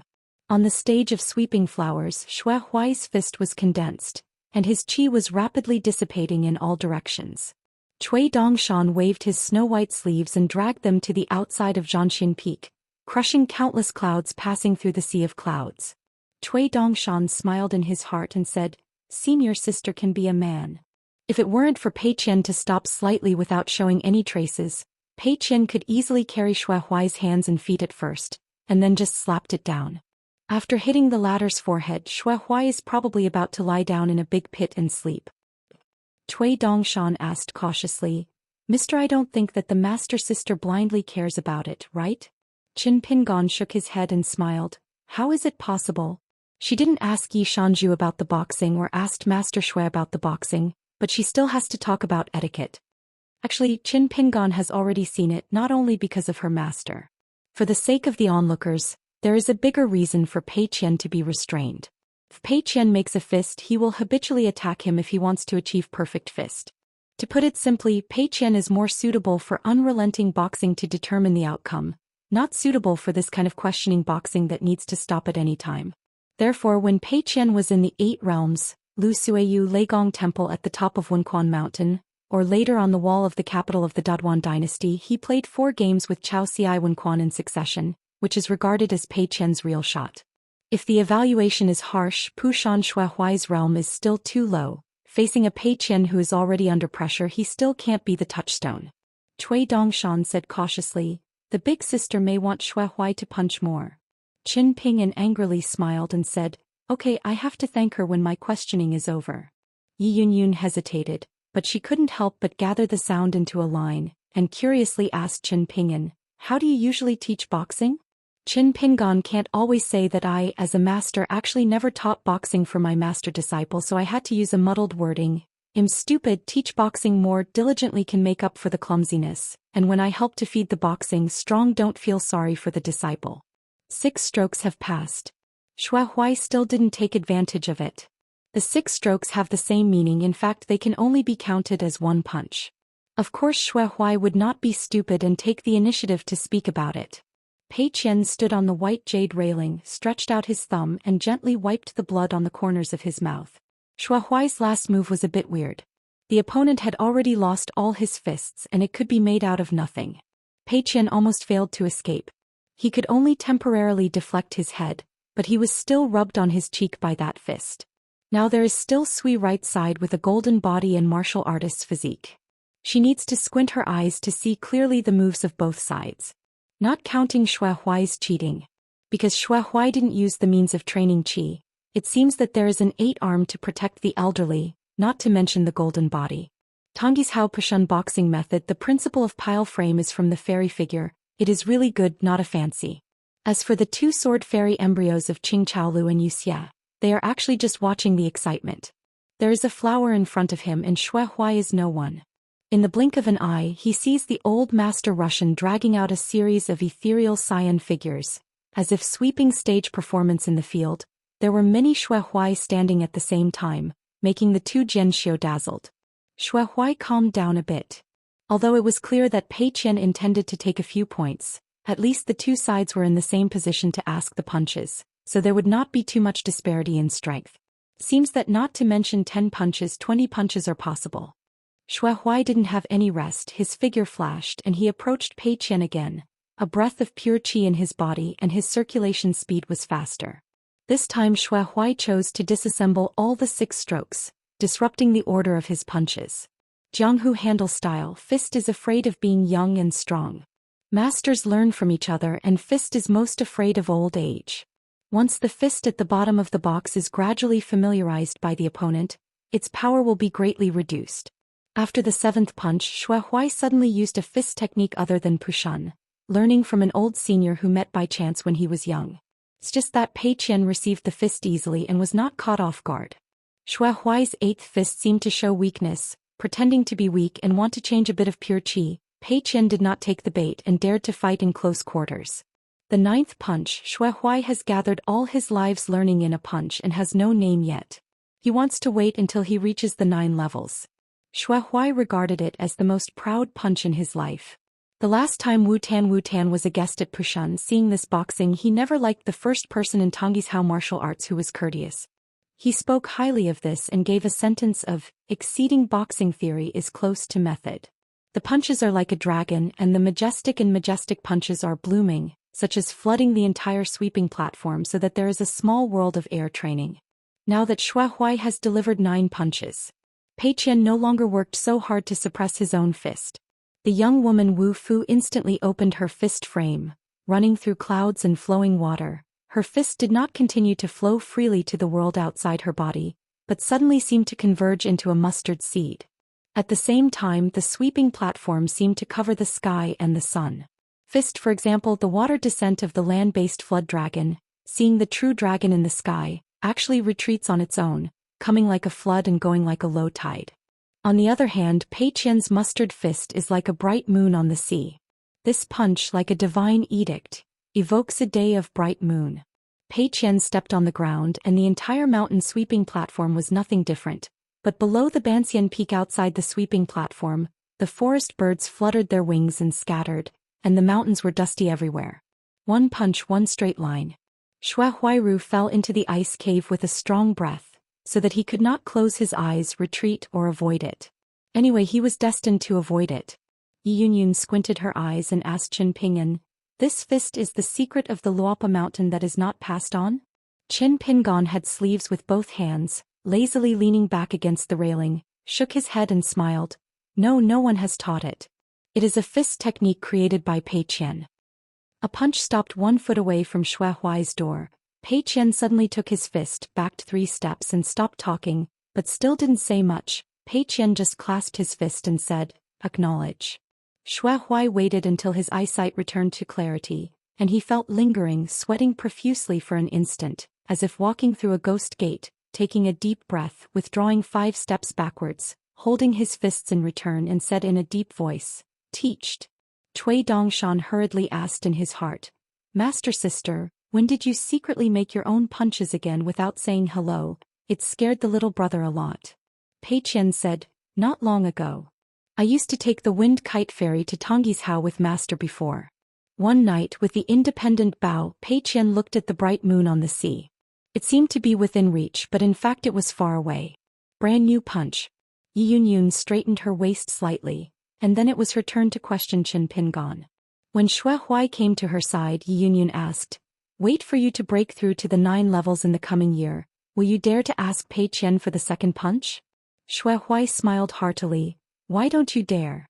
Master's question is really unreasonable." Yi Yunyun nodded in approval and said, "Very good. You can lose punches but you can't lose. Pushan Wufu should have this state of mind." Pei Qian came to master's side with a shy expression, scratching his head habitually. Qin Pingan smiled and said, "Especially the last punch, the weather is pretty good." Qing Chaolu and Yu Xiehui became more and more vigorous, and finally it was Master Hermit's turn to punch. Qin Pingon suddenly turned to look at Huang Yiyun and asked with a smile, Master Yi Shan, do you mind if I use a handy weapon? Yiyun smiled and shook her head, it's okay.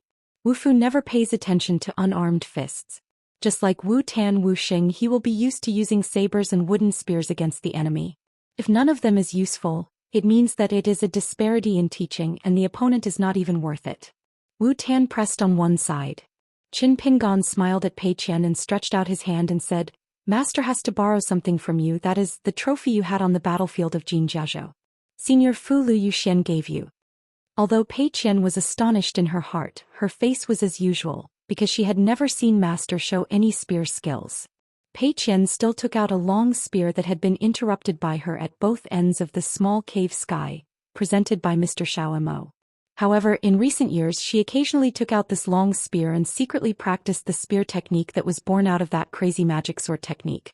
In fact, it was just idle and jokes. Qin Pingon stretched out his hand to grasp the middle of the spear, and slowly walked towards the center of the flower-sweeping platform. During this time he weighed the weight of the spear, then twisted his wrist several times, abruptly arced, and the spear circled. Don't take advantage of it again. Also took advantage of it. A spear like an arm. Qin Pingon glanced at the big disciple of Kaishan, holding back a smile as if saying that he would be optimistic later, and he could learn the essence of how many marksmanship is. Because of the Zhou chief, Qin Pingon is actually no stranger to Wu Pan, who was able to obtain the title of martial saint in Tongyi's Hao. Moreover, martial arts in the world with vast rivers and streams are, in the final analysis, the only way for thousands to return to the sect. Practicing boxing is still sword training, but boxing is not spear skill.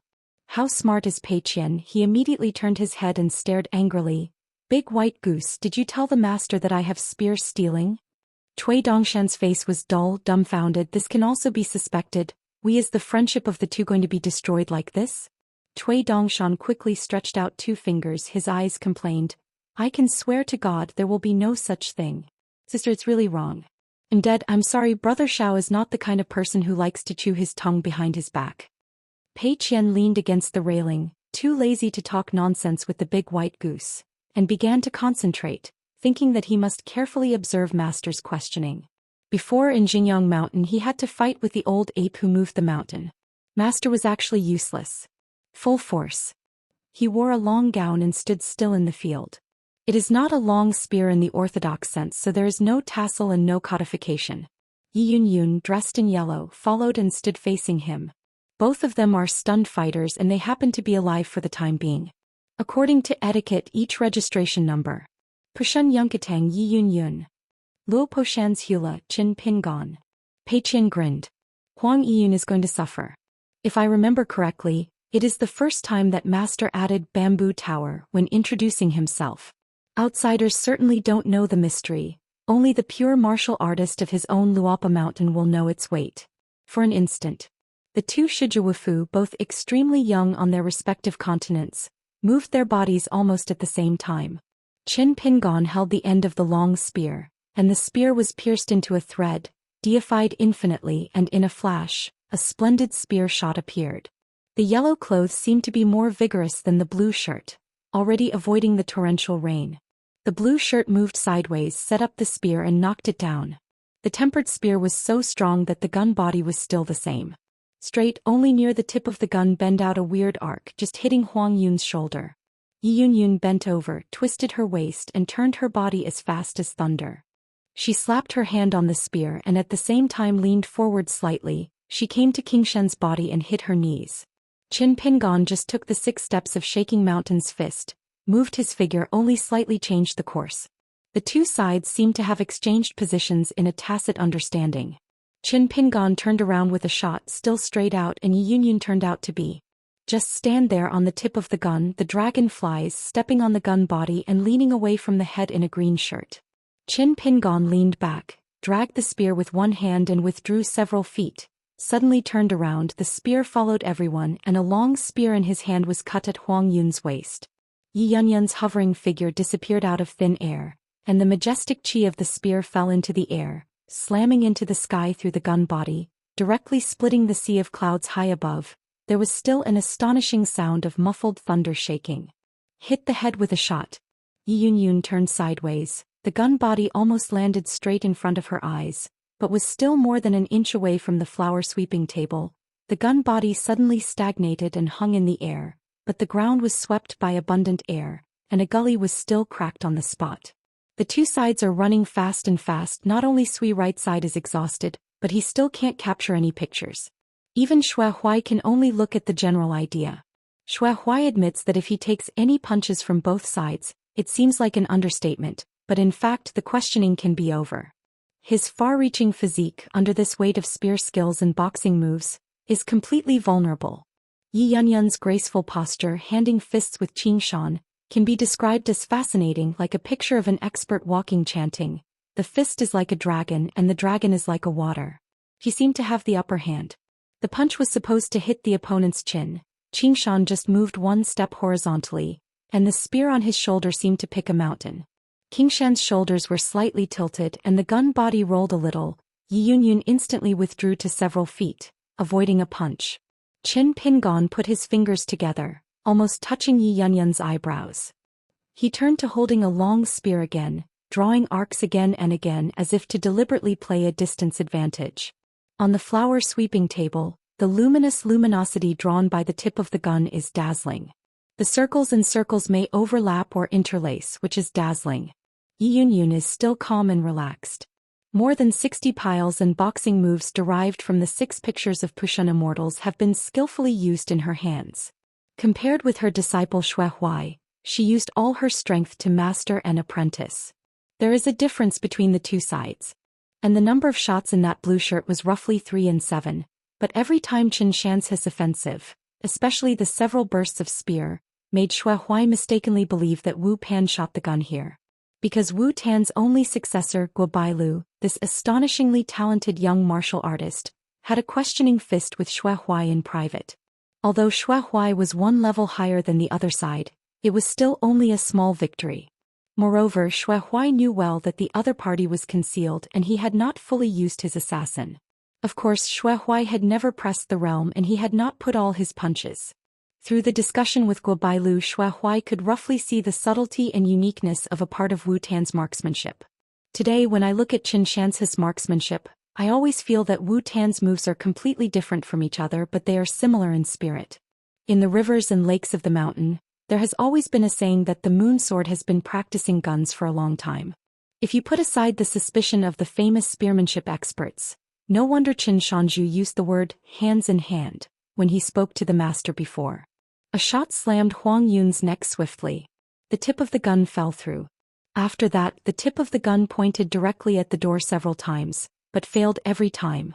Huang Yun's face was indifferent from beginning to end, calm and relaxed, and finally reached out and grabbed the tip of the gun, dragged one to his side and kicked it out again.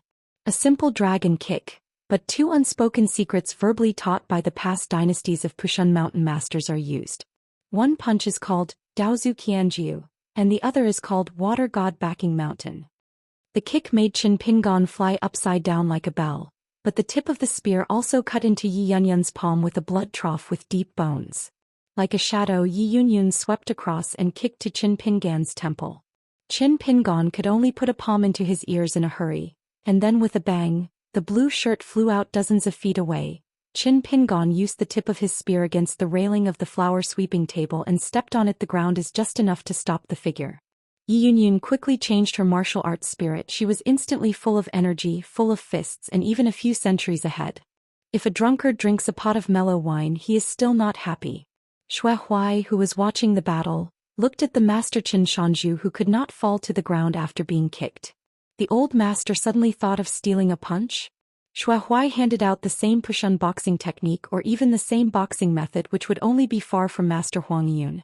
Master once said that the 10 levels of martial arts are full of mystery, and any mountain master who has reached the limit seems to be able to learn boxing by seeing boxing.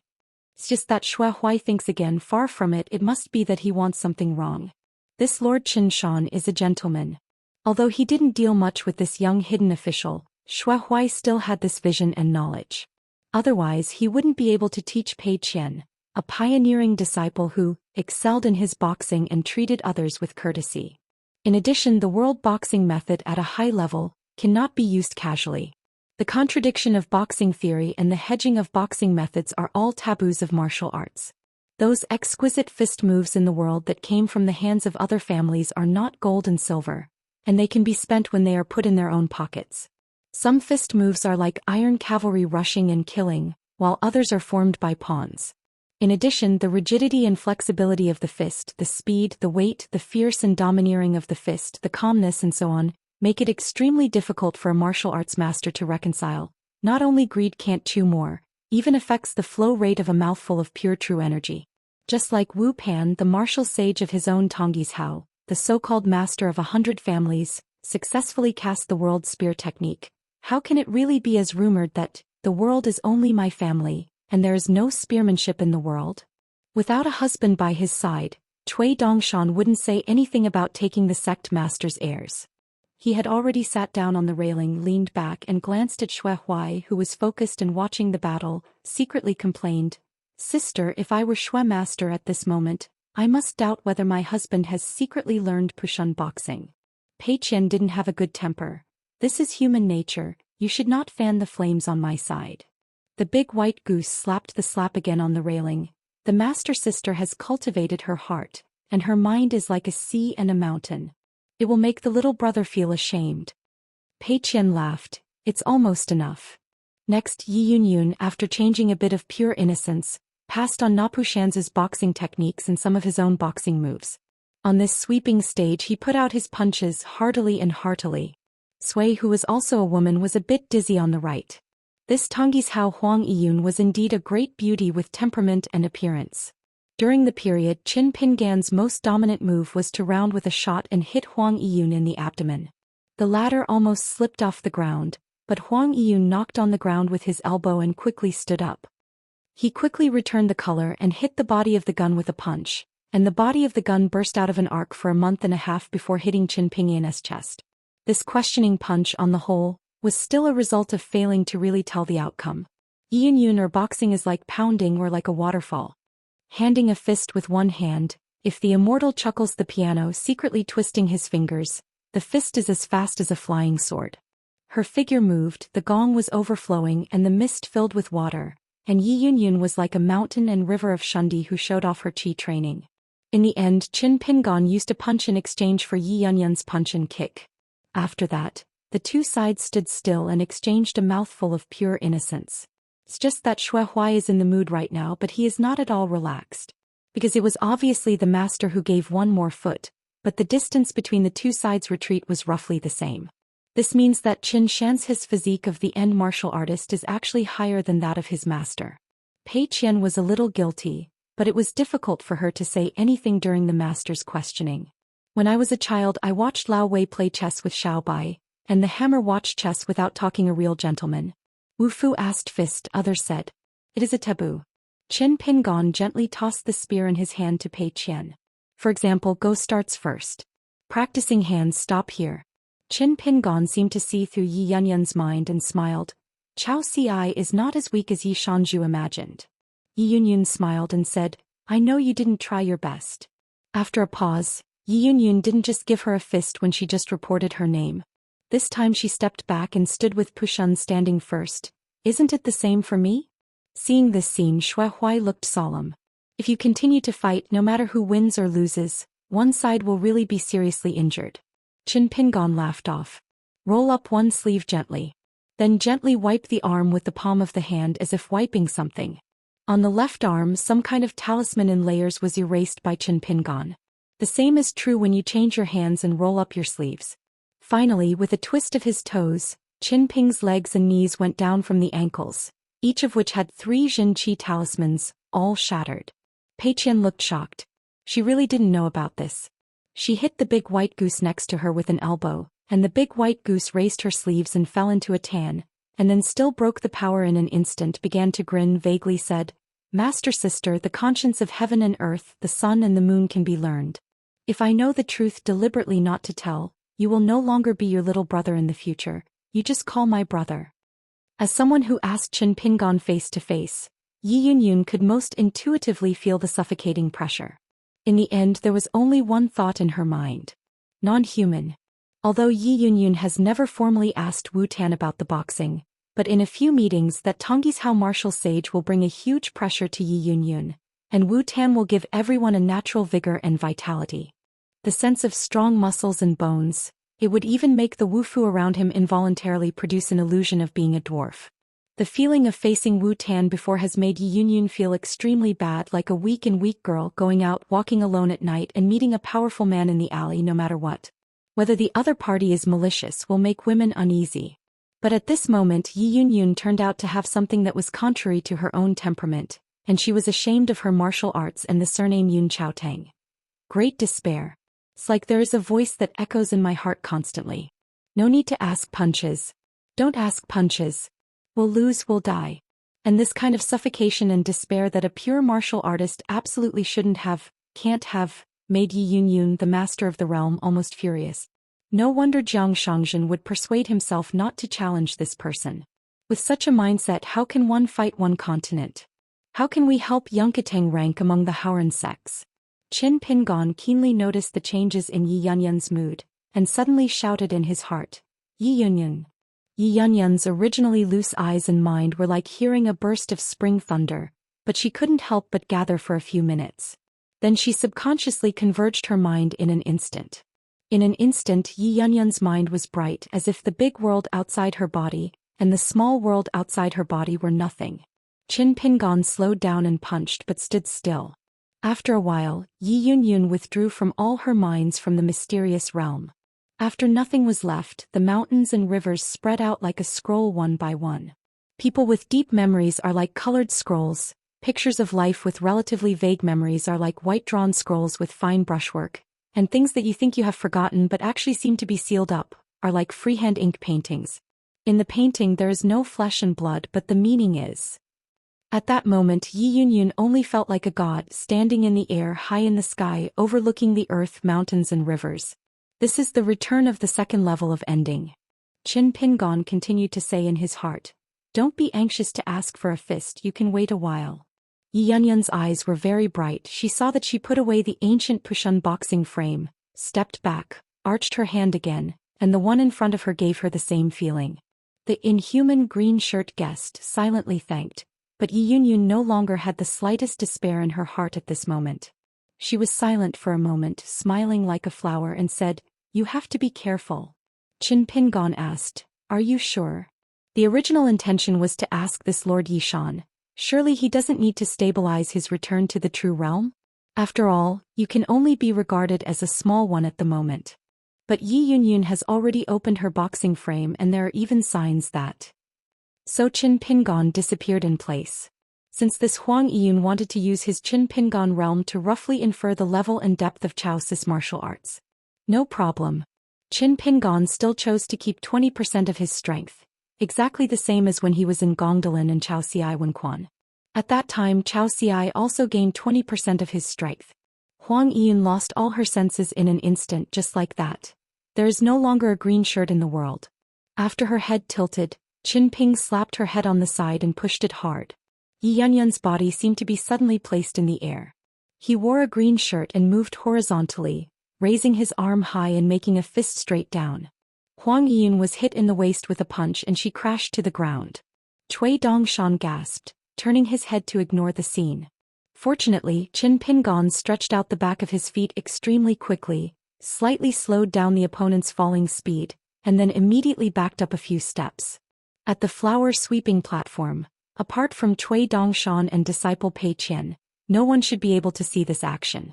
Yi Yunyun is still heavily lying on the ground and the whole person seems a bit dumbfounded.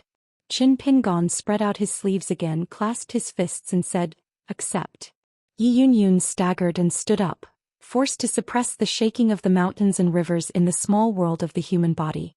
She also needs to try her best to stabilize the disordered aura that has been afflicted by the pond fish. She has a complex expression, clasped her fists and replied with a polite smile and said with a wry smile, accept. The same is said of acquisition, how can it mean the same?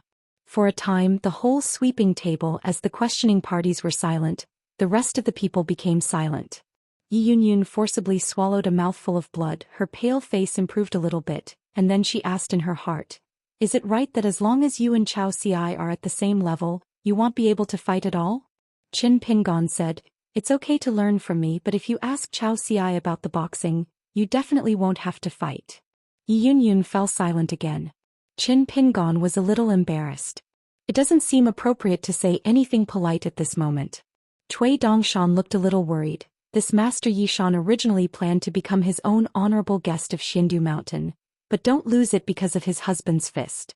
Yi Yunyun finally asked, I heard that the Lu family of Ai Aizhou did not lose. Is Zhou Xian really that invincible? As for Gong Delin's famous blue-white controversy, Yi Yunyun also knew the general process through Shanshui Dibao. Qin Pingon said, Zhou Xian is of course invincible, but it's not completely out of chance. Yi Yunyun clasped her fists and smiled, farewell. Qin Pingon was stunned. Cui Dongshan's eyes are even more pitiful. Look sir, you have done a good job. Yi Shanju is not ready to participate in the sect celebration. Yi Yunyun couldn't laugh or cry and said helplessly, recover. Yi Yunyun just took Shui Huai to Mishua Peak, steadily walking all the way without keeping away from the wind. Only after walking far away when she left the sweeping platform and the Zhangxian Peak, between a mountain road with cliffs on both sides, Huang Yiyun stopped and stood on the bluestone steps, supporting the cliff with one hand. Reach out another hand to support the waist just a little bit after rubbing it. It hurts so much that a woman's brow frown. The disciple Shui Huai didn't dare to breathe for a while without squinting, pretending that he didn't see anything. The old master quickly walked forward understandingly and silently walked ahead. Shui Huai slowed down and had already walked out more than a dozen steps before standing in place with his back facing the master. Yi Yunyun stepped up, Izhou Wuxia boxing out of Pushun, don't take it seriously, I can't control what outsiders say, but in the future Yunkatang disciple who dares to say this to me in person. Just speaking softly, it involved the wound on her waist. Yi Yunyun oozes sweat from her forehead, and she doesn't say one more word. Shui Huai felt that it was not good for him to pretend to be bored all the way, so he bit his head and said, this Qin Jiangxian's senior brothers were Dai Jiangxian. He also repaired the sword of the Middle-earth god continent in the early years, and gave the most praise to the sword fairy. The fetus argument seems to become a curse. Yi Yunyun smiled and said, it's better not to say it. Shui Huai had to drive on silently.